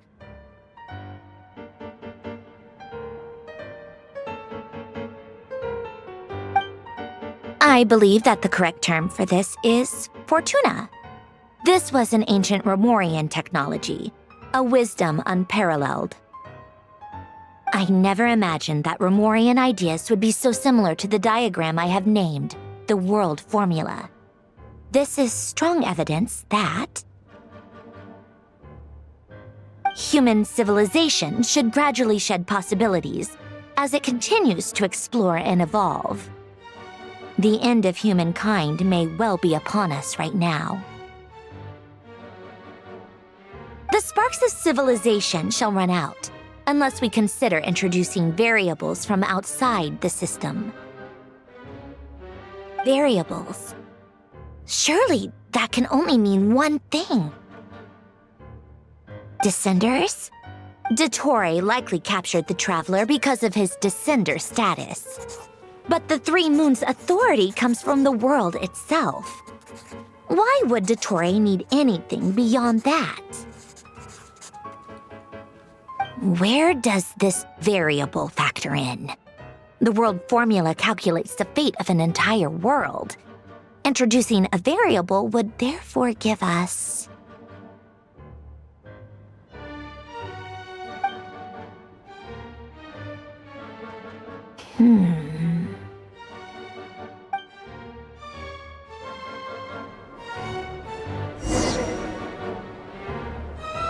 Polonia, search keyword pathway and bring me all relevant books.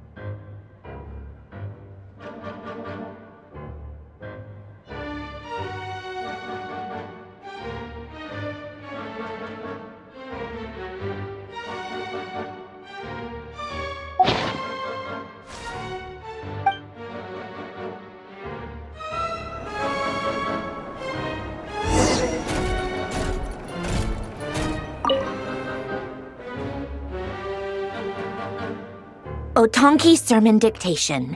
Explications on the Chemical Marriage. These titles are pretty esoteric. Observe and compute the pathway displayed in the guidance diagram.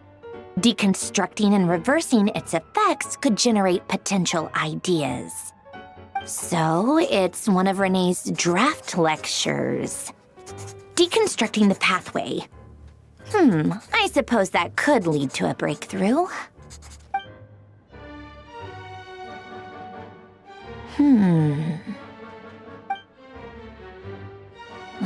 This is so long. This guy sure loves showing off his knowledge.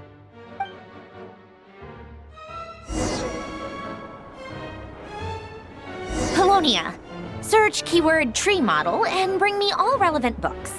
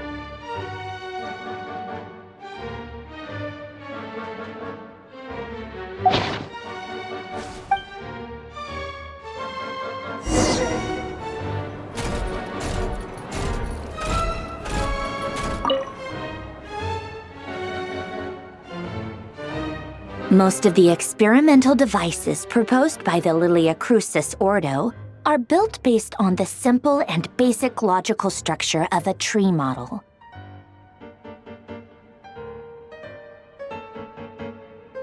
Lilia Crucis. Guess they were trying to cover up the name of the Nod-Krai Ordo? When Duke St. Germanus departed, he said, "It seems that there's no going back." Alas, he is only a genius when it comes to machines. In all other things, he is but ordinary. Excuse me?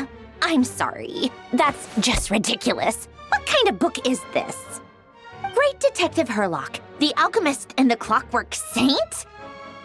Isn't this a novel? Come on. Still, the author swears that they knew Renee well. Whatever. I guess it's not beyond the realms of possibility that Renee would say nonsense like that on occasion. Memory, wishes, souls, and persona. Frankly, this sounds more like occultism, but if Albedo vouches for it, I suppose there must be some alchemical basis to these techniques. The way Alain Guillotin saw it, the world was comprised of machines. The universe needed machines, and thus his technologies were created. That's why I was born. René, his full name was René de Petrichor, if I recall correctly. Sounds like he and the town must be intricately connected. That place was also the source of most of our information regarding Remurian civilization. Seems like some of his projects were based on their technology. The cutting of souls and storing them in vessels.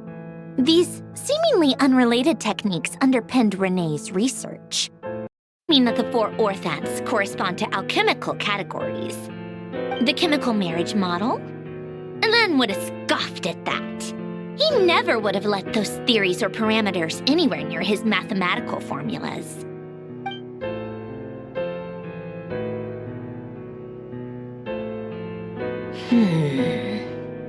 What was Elen's view on Renee? I know he mentioned the name, albeit very rarely. Oh, now I remember. Elen's old notes are here too. They mentioned Renee once. Renee seemed most out of sorts when he spoke to me. A lack of sweet foods has dulled his mind, I should think.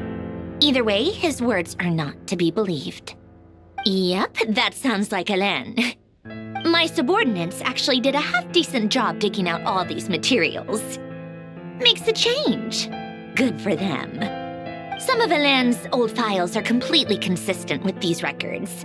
He must have gotten them from the Tower of Gestalt. I never knew he got his hands on Renee's records that early. He may have kept them, but he never even attempted to use them. Didn't believe a word they said. Come to think of it, Renee's world formula was filled with calculations of constants. That shows he believed that the fate of the world to be predetermined. As for Elen... it's been too long. I forget what he said. What would he have said? A guy like him, fervent believer in machines, but not headstrong enough. The world can be changed. It is worth persevering. Yes, that's how he used to think at least. He created that procedure to save this world. Yet the scale of the world's fate proved too enormous. The result was beyond his ability to calculate. He died having never seen the outcome. And there I was, left behind in the ashes of his dreams. Did you really never take a close look at Renee's research? Or did you read it but deem his philosophy incompatible with your model? The very thought of trying to incorporate his ideas probably made you feel sick to the stomach. Well, don't worry, because there's a whole new category of lunatic in town. Next to Dottore, every other madman looks sane. You once asked me what I wished for. Should have asked him instead. He's the one pining for things you'd sooner die than witness.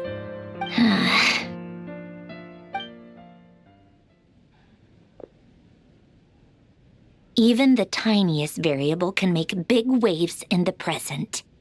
Now then, allow me to put these incompatible fragments together in your stead. First, establish and verify the existence of the Great Circle. Absolute nihil on one end, absolute reality on the other. Now, search between these two extremes. Then, the construction criteria. Variables. The sparks of civilization shall run out unless we consider introducing variables from outside the system. Input variables. Traverse the world, space-time, and civilization, then extract the essential nodes from the records to determine which variables they point to. The primordial power that differentiated itself from the void. The power of light. Yes, light. Records. Hyperborea. This is horrendously complicated. After all that, I'm still missing a few variables. I need to think this through again. How do you think it looks, Polonia? Like the frenzied scrawlings of a madwoman? Fine, keep it to yourself. It's not like you can talk anyway. I'll assume you gave it a passing grade. I jest. But true madness does often start with trying to save the world. What would Arlecchino and Columbina think if they saw this incomprehensible hen scratch? They'd probably have me institutionalized. So would Rosaline. She's been dead for a while now. When I close my eyes and think back, I can still see her face. And that enormous dress she used to wear. Such a bizarre choice. What possessed her? Oh, and the clack-clack of those heels used to drive me insane. No one's asking me, obviously, but I hope you all know that I never wanted to save the world. I'm not crazy. I don't have delusional ambitions, and that's a clinical fact. The world needs a solution, but I don't need the world's validation. It's the world begging me for answers, not the other way around.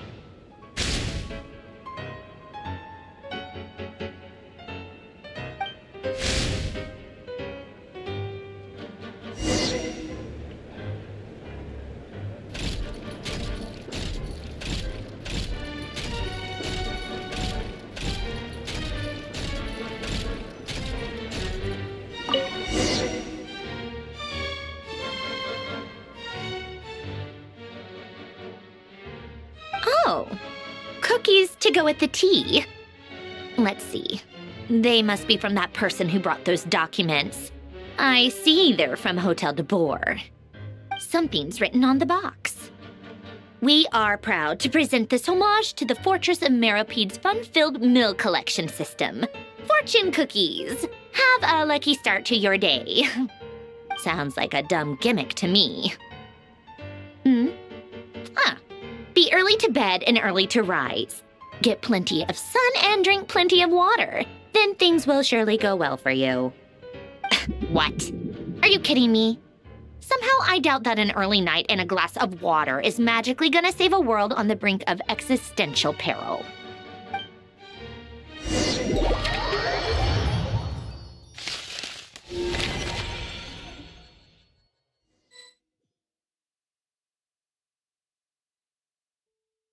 Lady Arlecchino, word has reached us that Lady Marionette's troops are all in position. They are ready to act as soon as the order is given. Excellent. The only thing is, they are fewer in number than we expected. It looks like many of them must have lost their lives at the hand of the monsters released by the Doctor. Can't be helped. Allow them to join our ranks and keep in contact. As you wish.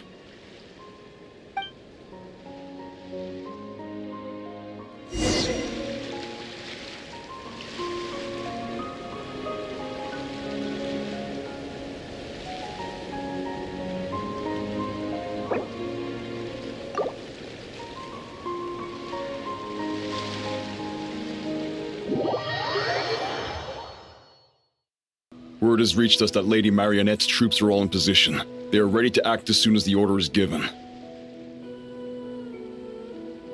Excellent.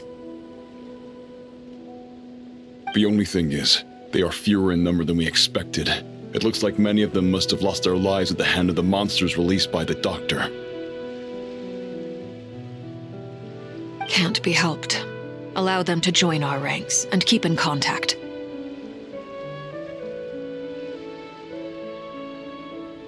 As you wish.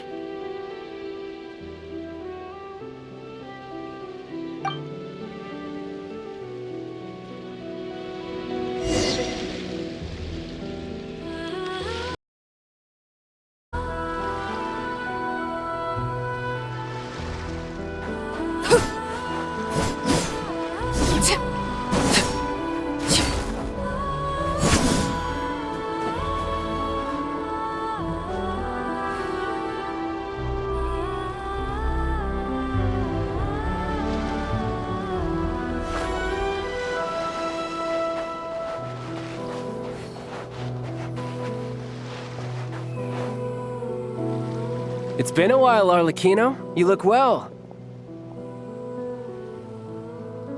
Did Dottore really have to build his lab right on the sole path between Snezhnaya and Nod-Krai? Had to go on a huge detour to stay out of its line of sight. Sounds like an arduous journey. I assume you've brought word from Her Majesty? Of course, all part of the job. Firstly, the Tsaritsa has authorized Fatui Internal Affairs to review Dottore's case. They will reach a formal verdict on whether he has turned traitor and whether he poses a threat to Snezhnaya. While they're working on that, I've been ordered to come and receive the refugees from Nod-Krai. They are nearby. My team will escort you to them shortly. Great. Aside from that, Her Majesty has a message for you and Sandrone personally. Huh? Where is Sandrone? She stayed behind to work since I was making the trip anyway. It seemed sensible to have one person on standby at base while the other came out to meet you. All right, guess that's just how she rolls. In that case, tell her that the Tsaritsa's decree this time is pretty awesome sounding. I think she'll like this one. Still, I wonder what... Wait, what's that? Did one of our troops turn into a monster? Take him out.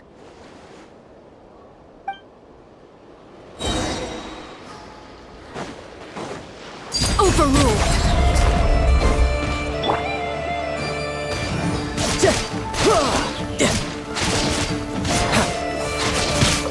Shouldn't let your guard down.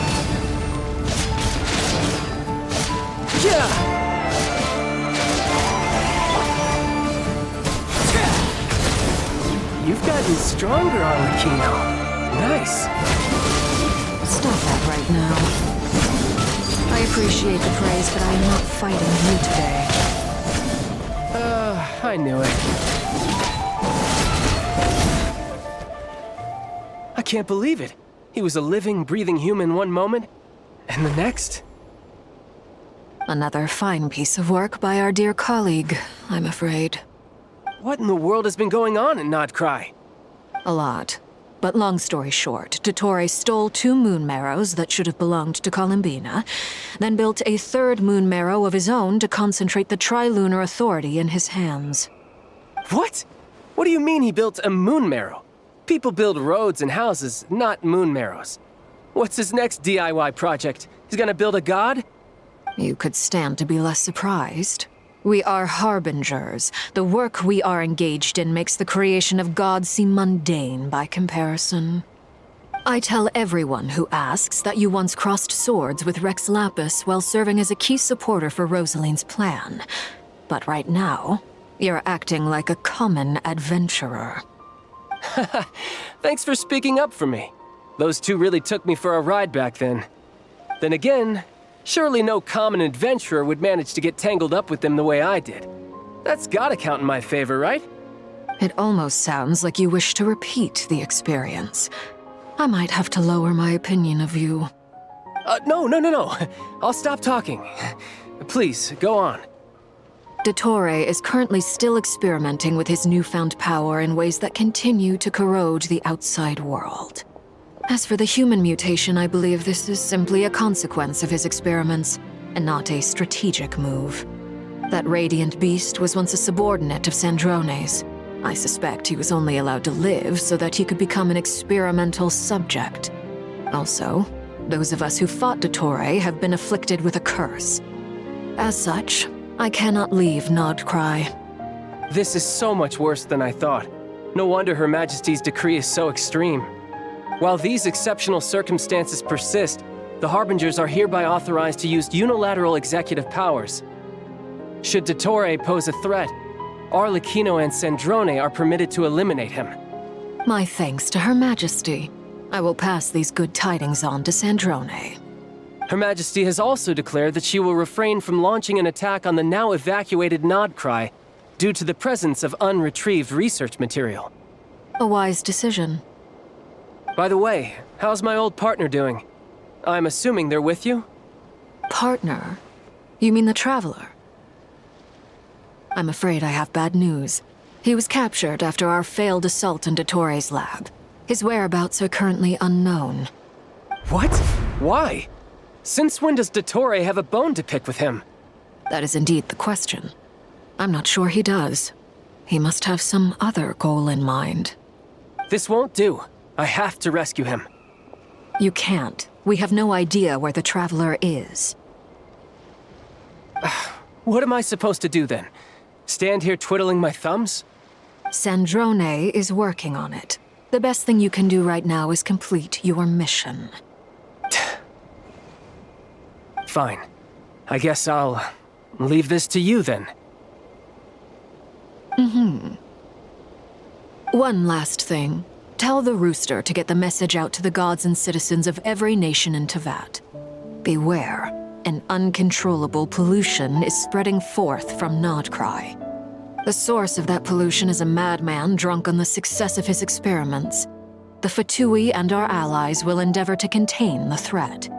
However, if Nod-Krai falls, things are likely to escalate. Considering Dottore is one of our own, all Fatui stationed in Nod-Krai consider it our duty to stay and fight him to the bitter end. Whatever the cost. Hey, don't be too pessimistic. If it comes to it, I'm sure Her Majesty won't stand by and do nothing. I hope you're right.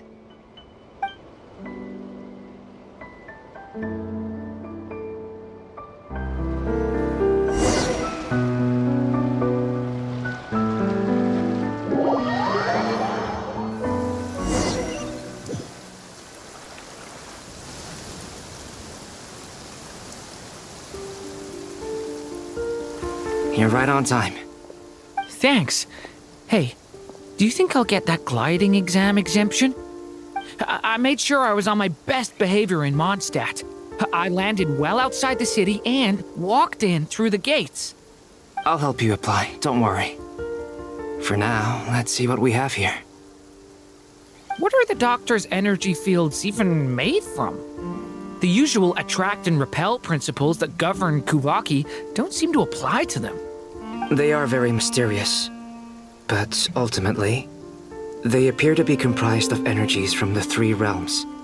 Thanks to research by Master in the Hexen Circle, we know that Teyvat's 7 elements are derived from the more primordial power of the Light Realm, which is antagonistic with the power of the Void Realm.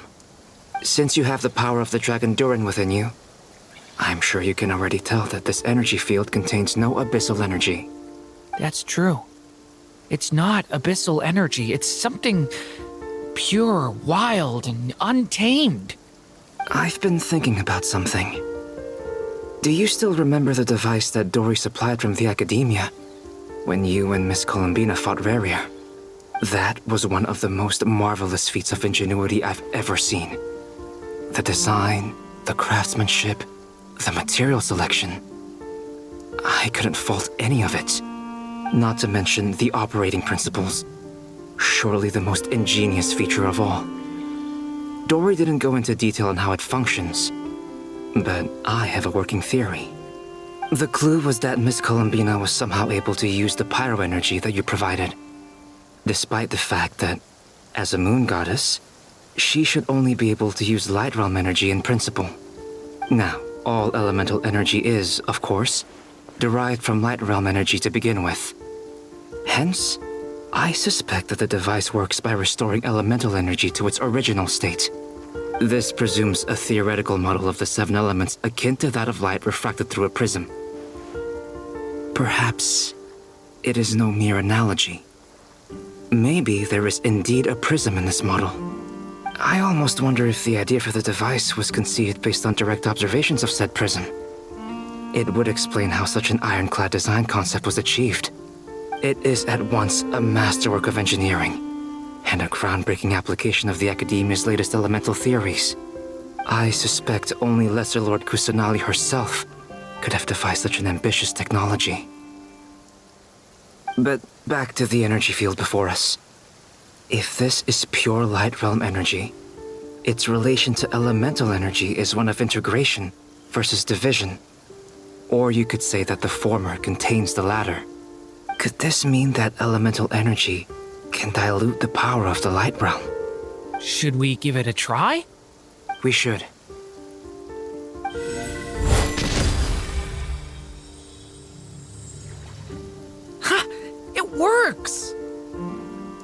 Clear signs of disruption were detected at the periphery of the energy field.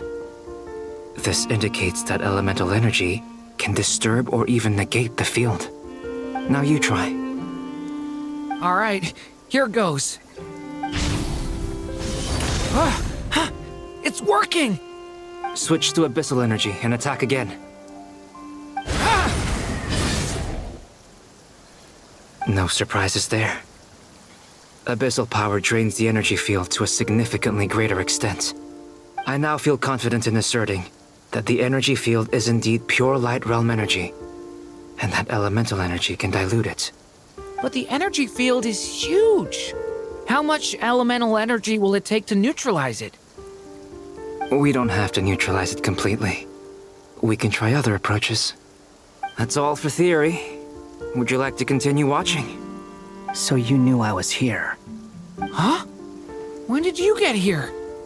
A while ago. But Albedo sounded like he was working on his thesis defense back there. Back in Sumeru. You can end a person's whole career by interrupting them mid-speech. Very thoughtful of you. I'm truly touched. Could I ask you to lend me a hand? With what? A little test. Try using Animo to unleash a concentrated assault with circular blades, with the goal of breaking through at a singular point. Nice! This time it tore through the field. Tremendous. This is a major breakthrough. Should we go through? We probably shouldn't risk having mutually antagonistic energies in such close proximity. Durin, you stay here and watch the entrance. Hat Guy and I will go in to investigate. Sounds sensible to me. Keep your eyes peeled, Durin. Don't worry, I got this. You two be careful in there. Just give me the signal if you need help and I'll dive right in. What do you mean, signal? It's based on a new alchemical concoction I developed last month. When 2 bottles of it are smashed on the ground together, they emit a blinding burst of light. If it comes to that, remember to shield your eyes with your hat. Glad I asked. Thanks for the heads up.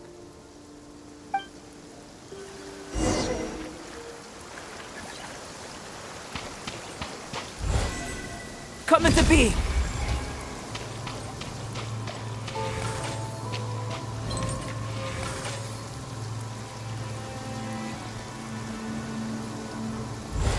This! Yeah!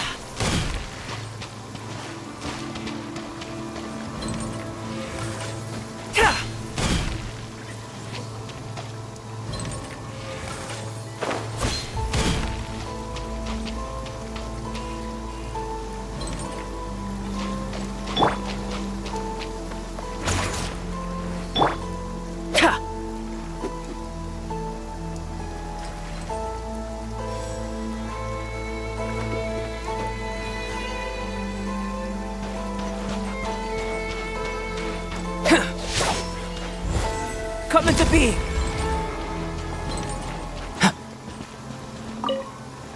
Like I thought.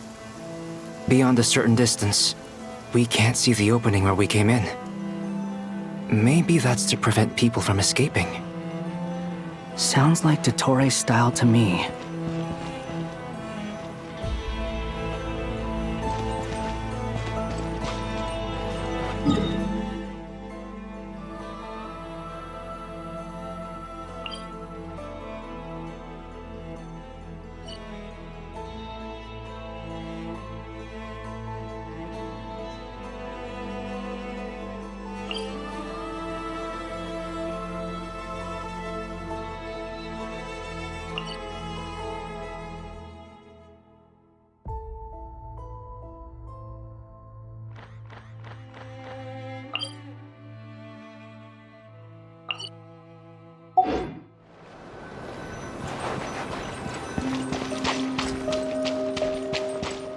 Not much has changed.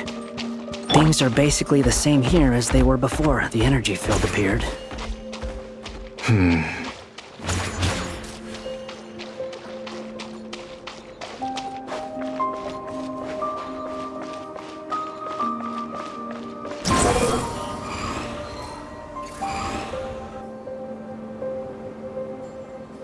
They have no heartbeats and they're not breathing. We can only assume they're dead. But there are no visible wounds. Also, there's an animal squatting next to each body. It's watching us. That's not an animal's gaze. What are you trying to tell us? Doesn't seem eager to talk. I guess maybe it's just an animal after all. Let's keep looking around.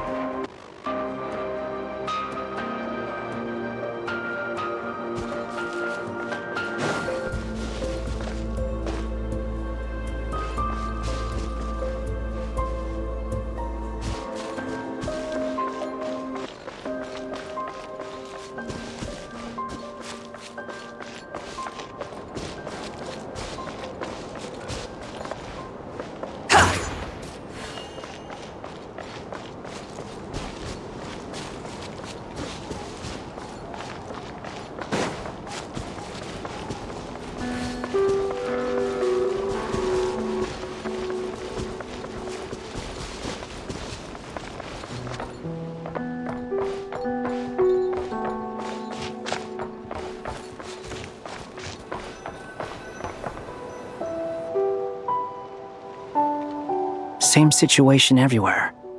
Not a living soul in sight. Just countless bodies with animals standing watch over them. Well, I think we can safely rule out the possibility that they're all pets. Is skirting around the topic your way of showing consideration for other people's feelings? Just being cautious. I don't doubt that you can handle the truth.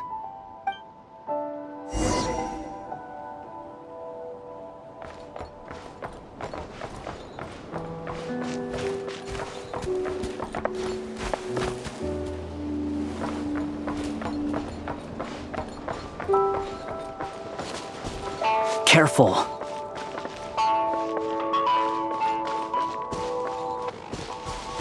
Please, help us. Please. Over there, I hear a voice.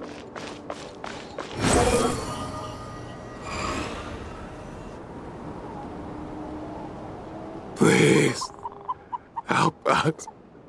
Please. What happened here? I don't know. Suddenly, everyone collapsed. Then my line of sight got lower. I still have some of my senses left. I gotta get out of here.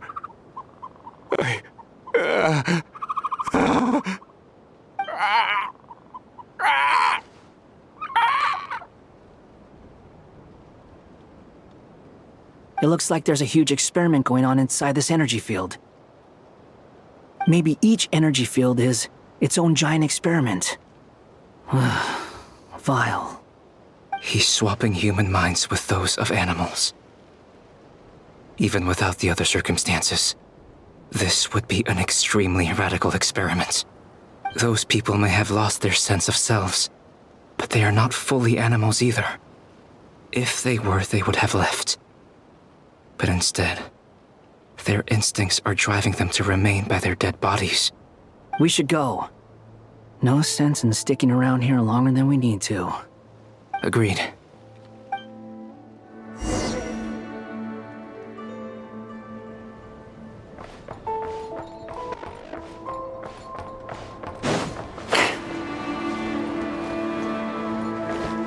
Quit following me.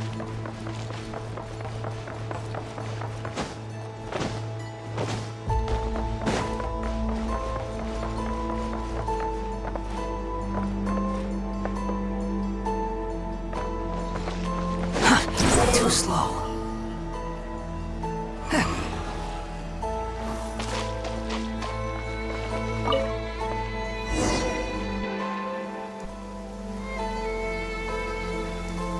You're back! Everything okay? We saw some things that take a strong stomach. Otherwise, we're fine. We should share our findings with the others.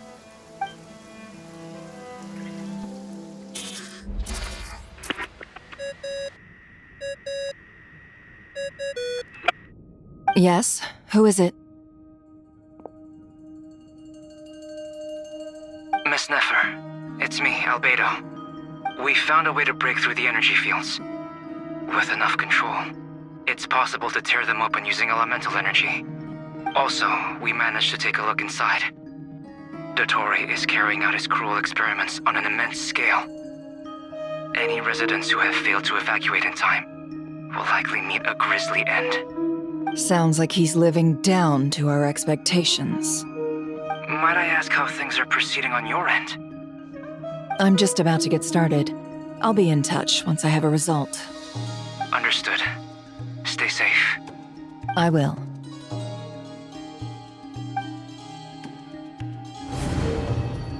Well, Nefer, I'll link up with you once my tasks are complete. What makes you think I'd need you to do that? I'll need it. And considering the way you approach certain matters, I think you'll be better off with me present.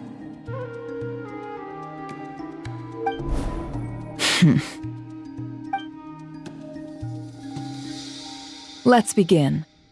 Entering simulation mode.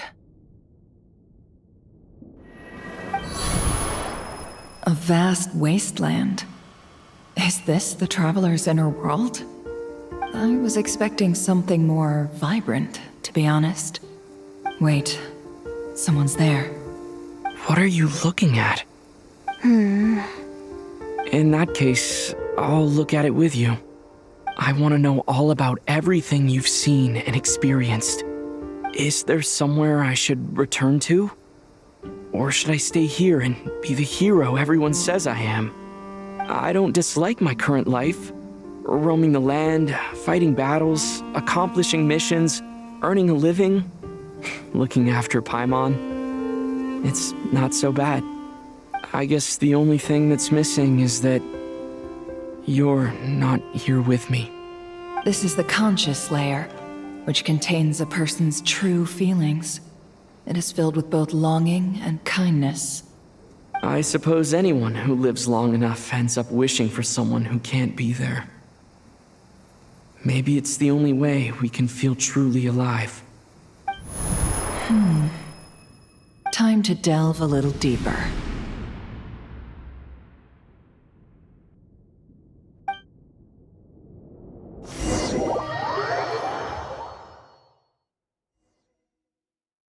Nasha Town is hardly the optimal choice for a place to live, but it has character and a reasonable population density. What are you trying to say? Oh, don't be nervous. I was just thinking where might make a good starting point for your journey. Perhaps I should send you further afield. Conria, perhaps. Conria ceased to exist long ago. Once again, you fail to understand the possibilities that the Tri-Lune creates. Anything that has existed in the past, I can now recreate. You simply do not wish to see that happen. That might be because you miss your sibling and fear getting answers that you are not ready to learn. But this is not for me to judge. If we are to collaborate, we need to maintain an amicable relationship. In a moment, you will be able to... Oh no. What are you...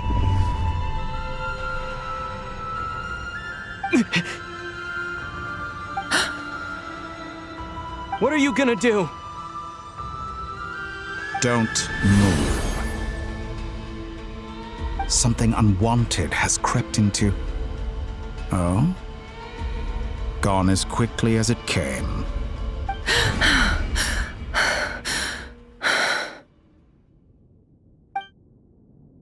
Did you save me? If I hadn't cut the connection, Dottore might have caught you from the other side and destroyed you. This was a good idea, but once is plenty. You were exceptionally brave. Excellent work. Thanks, but now's not the time for that.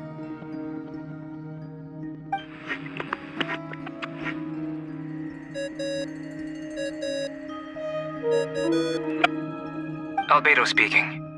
I think I know where he is. What is this endless darkness? I can't see anything, even though my eyes are wide open. But why? What happened? Ah, sorry about that. I take it you didn't notice. Just now, a friend of yours took a little peek into your mind. Could it be Nefer? How did she do it? Did she use something as a medium to connect to me? Do you think she's aware of your current circumstances?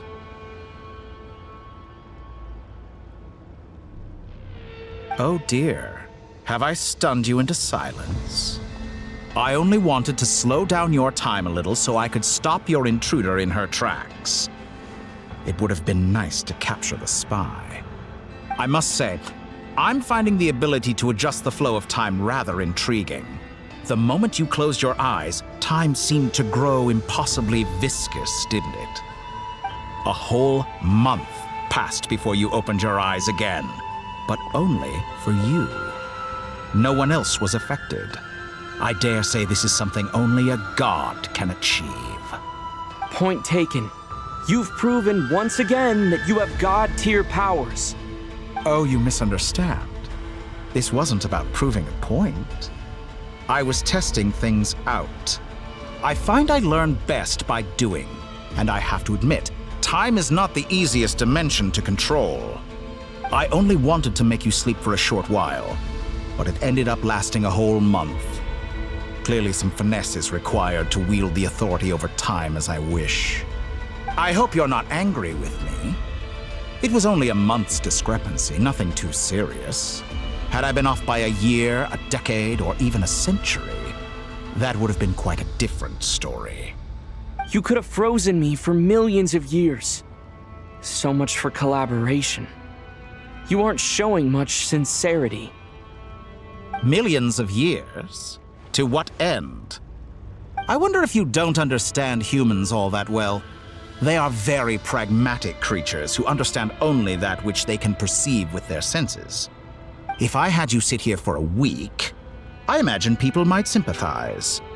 But if I left you here for 100, 1,000, or 10,000 years, the sheer size of that number would cause it to lose all meaning to them. They would not have the capacity to comprehend your suffering, and thus they could not empathize. Unfortunately, while gods do exist in Tevat, it is ordinary humans that account for most of the population. Their lifespans are so limited, their bodies so fragile. Did you ever really hope that they could begin to understand someone like you? Your long life and unique origins make you fundamentally different from them. How long will it be before they start to treat you like the alien you are? Before you are ostracized, outcast? Alien? Even I feel bad for you sometimes. This world has made you into a slave. So many times you have served its will, and not once have the powers that be ever thought to grant you the one simple thing you wish for. You have been treated most unfairly. I can change that. I will grant you special privileges and give you back the status you rightly deserve as a descender.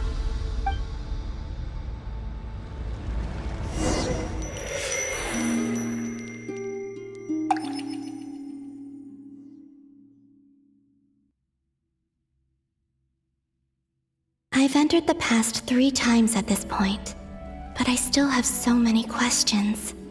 For instance, beyond each point being further back in time than the last, what determines the specific locations at which I can make entry? So far, the common thread linking all three scenarios is that the Traveler has been present. But it's more than that.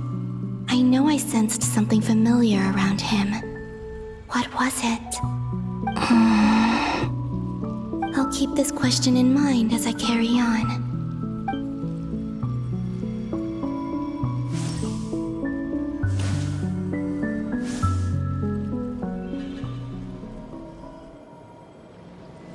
Humans, you never change. Always trying to use powers you neither comprehend nor control. This looks like Star Sand Shoal. Was this before Rerir regained his physical form?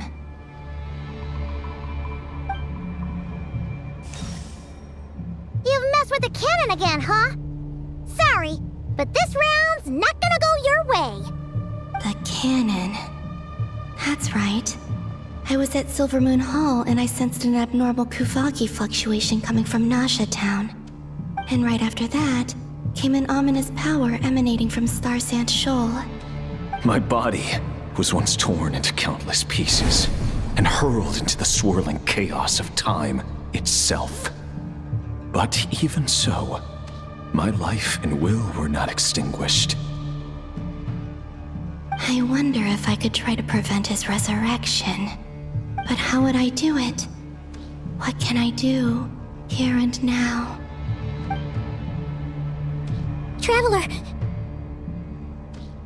Behind you! Look at that light!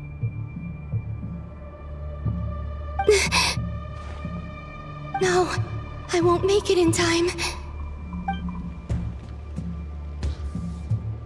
He's using the Kuvaki shield, like I taught him.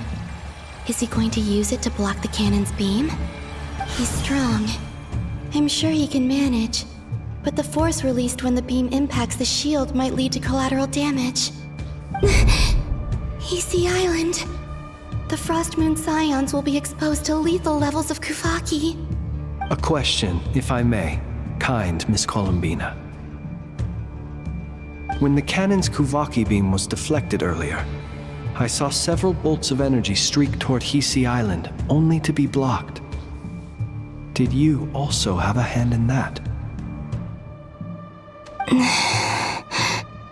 Maybe that really was me after all.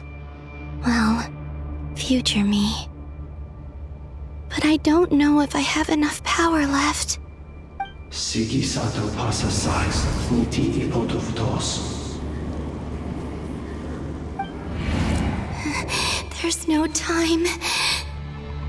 Osestikos paratin piran to risuiku, to pia to aithion feraton. I have to make it. Oh, Frost Moon. Oh, great land. Oh, slumbering moonlight of Nod-Krai. If you can hear me, if you can sense my call, then please, heed me once more!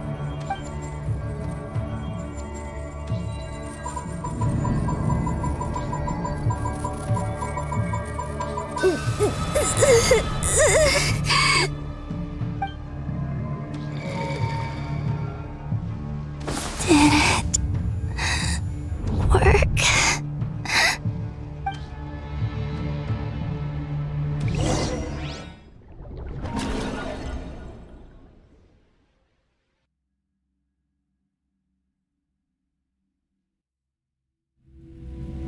Hey, wake up.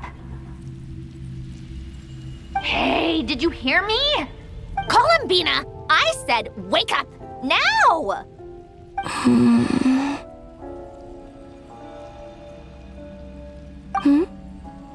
Oh, good morning, Sandrone. It's 3 in the afternoon, actually. And could you kindly not use my quarters as your personal nap room next time? But I feel so safe here. And your coffee, right? It's so bitter, but it smells lovely.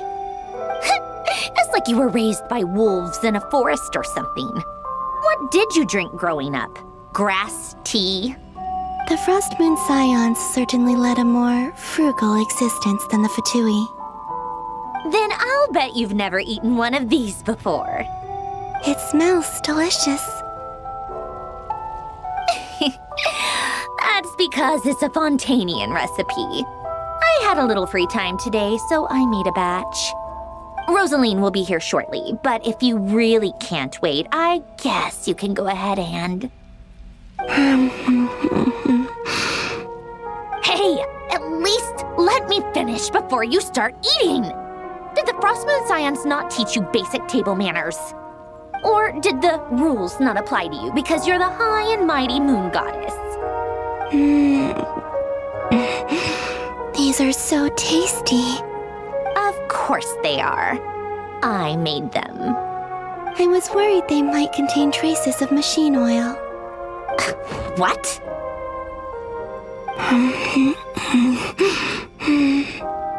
You know, there's something I've always wanted to ask you. Why did you leave your old home and join the Fatui? I mean, I'm sure their food was awful, but there's gotta be more to it than that. Well, life there didn't go quite how I imagined. What were you expecting? You're a god. Your followers are gonna make some demands of you, right? Surely you can just answer a few prayers here and there in return for the free food and drink. How bad can it be? Well, would you help other people just for free food and drink? Hmm? The doctor told me that you were created by a great mechanic, Lord something Fisher. The Lord Artificer. Ugh, some people can't keep their mouths shut. Oh, Lord Artificer. And didn't he have something to do with the, narcissist? Narcissenkreuz Ordo. Yes, that was it. Narcissenkreuz Ordo. So, would you try to fulfill their wishes? You must be joking. I wouldn't go even if they paid me. I don't even know them. Exactly.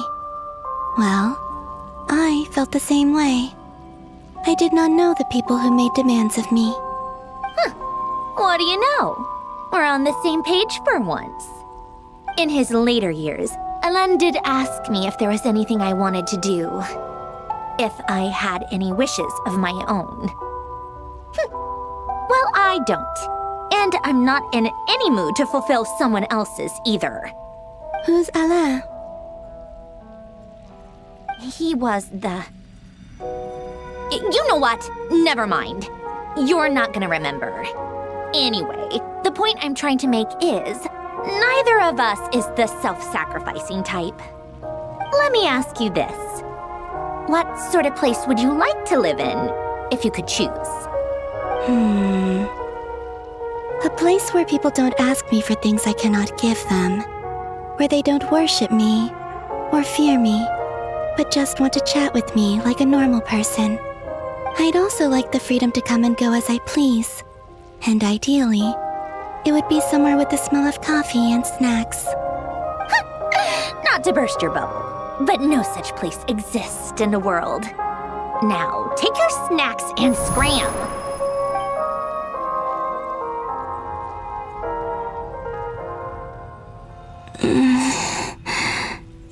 Did I pass out? Of course. I'm back here again. I dreamed of events from my past. Sandrone. Traveler. I miss you all so much. Back there. I guess I managed to harness all the Kuvaki energy on Hisi Island. But how did I do it? Time is flowing backwards here, and I can use that familiar power to enter the world of the past. That mystery ally everyone talked about. It was me all along. I can sense that there isn't much more power remaining up ahead. What lies at the end of all of this? Will time keep flowing into the past? And will I ever find my way back?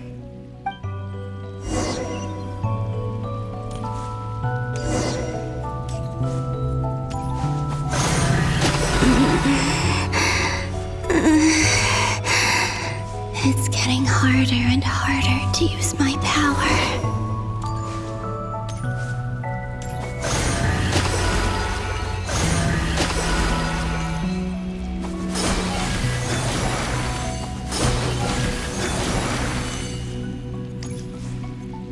I'm no match for the Abyss in this state.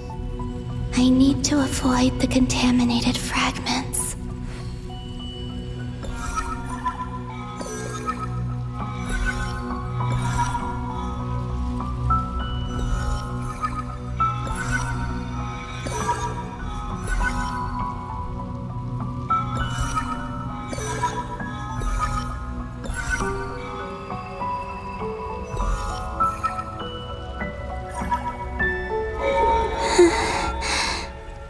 Time to go.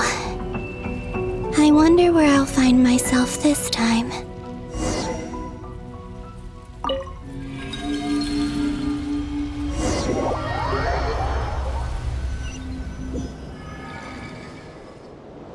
The Final Night Cemetery. This is where Flint's is based. Or not! How are we supposed to read through this many files? Difficult, yes, but it is also our most efficient option. Seems like they're searching for information. Oh, I remember. Flint and Varga talked about some files on the Wild Hunt. Was this my doing too? To expose the true intentions of this Rarir, we need to dive into Nod-Krai's history. Are my actions changing the past? Or are they simply completing a process? Is all of this inevitable? Or am I the one making these decisions? If I choose not to help them now, will it change how things turn out? Hope we don't land on our heads then. They're my friends. I can't not help them.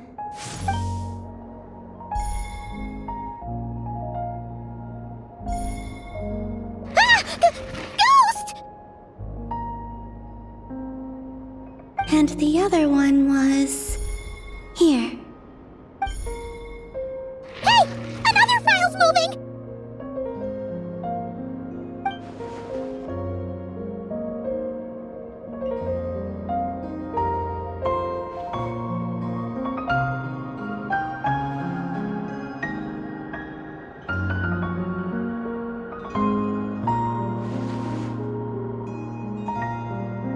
That should do it.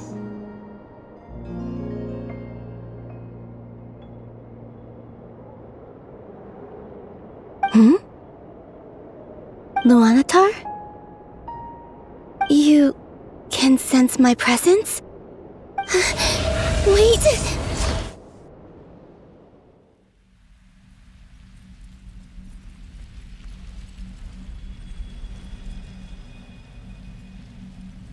Luanatar. So she's that familiar presence I've been sensing all along. She's always been by the Traveler's side. That explains why the Traveler has been there each time I've entered the past. But why Luanatar? Is it because she has a connection to me as the Moon Goddess's familiar?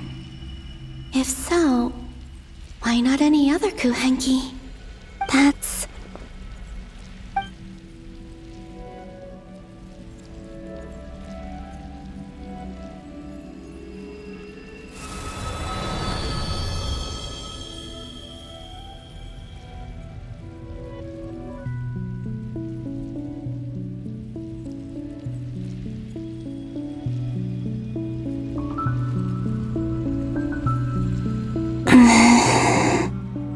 I cannot sense any power up ahead. Just a void, stretching out into infinity. This is likely my final chance to enter the past. It's now or never. I have to find a way back.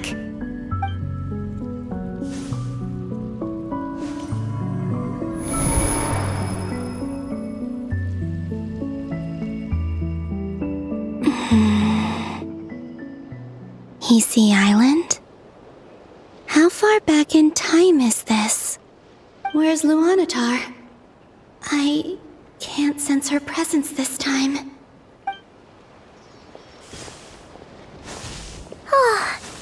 Anafa and Aino reunited like that sure was heartwarming.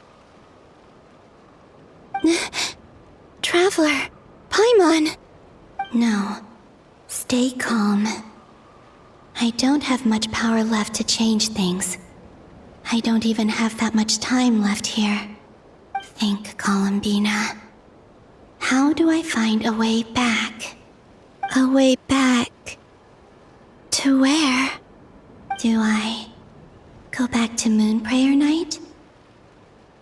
Or to the future that followed? And if I return in my current state, what will become of me then? Dottoro's actions that day proved that he'd been planning that for a long time. He had already seized the power of 2 moon marrows before capturing me. Even if I managed to get back, how can I fight against him when he wields the Tri-Lune Authority? I can't. If I go back like this, I'll be playing right into his hands. I have to find some way of rivaling the power he has usurped.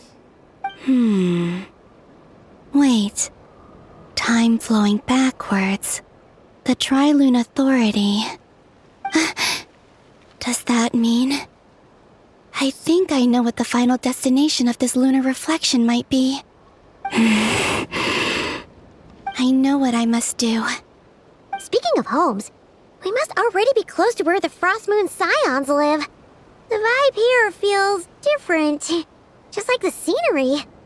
But how do I communicate my plan to my friends? Should I write it down here? No, someone else will see it. I need something with a close connection to me. Something I can use as a medium to tell them what's happened to me in here. Now it makes sense.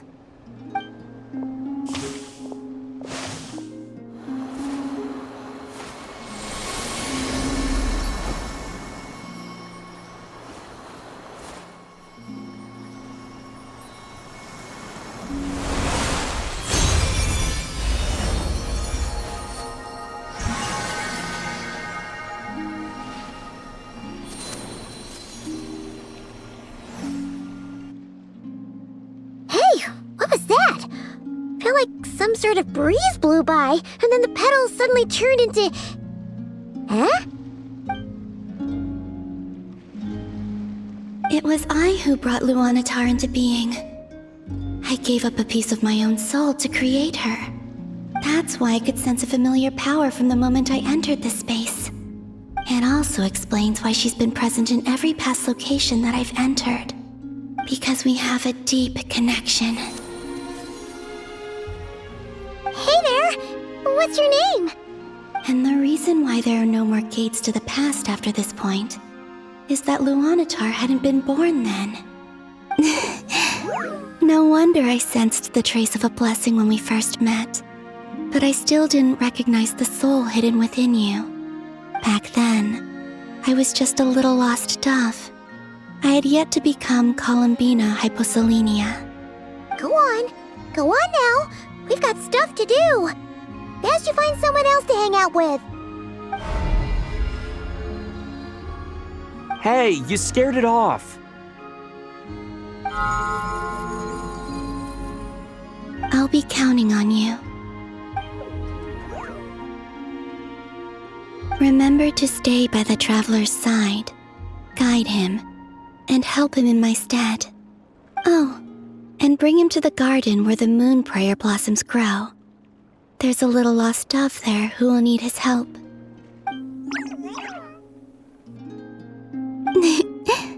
Go on.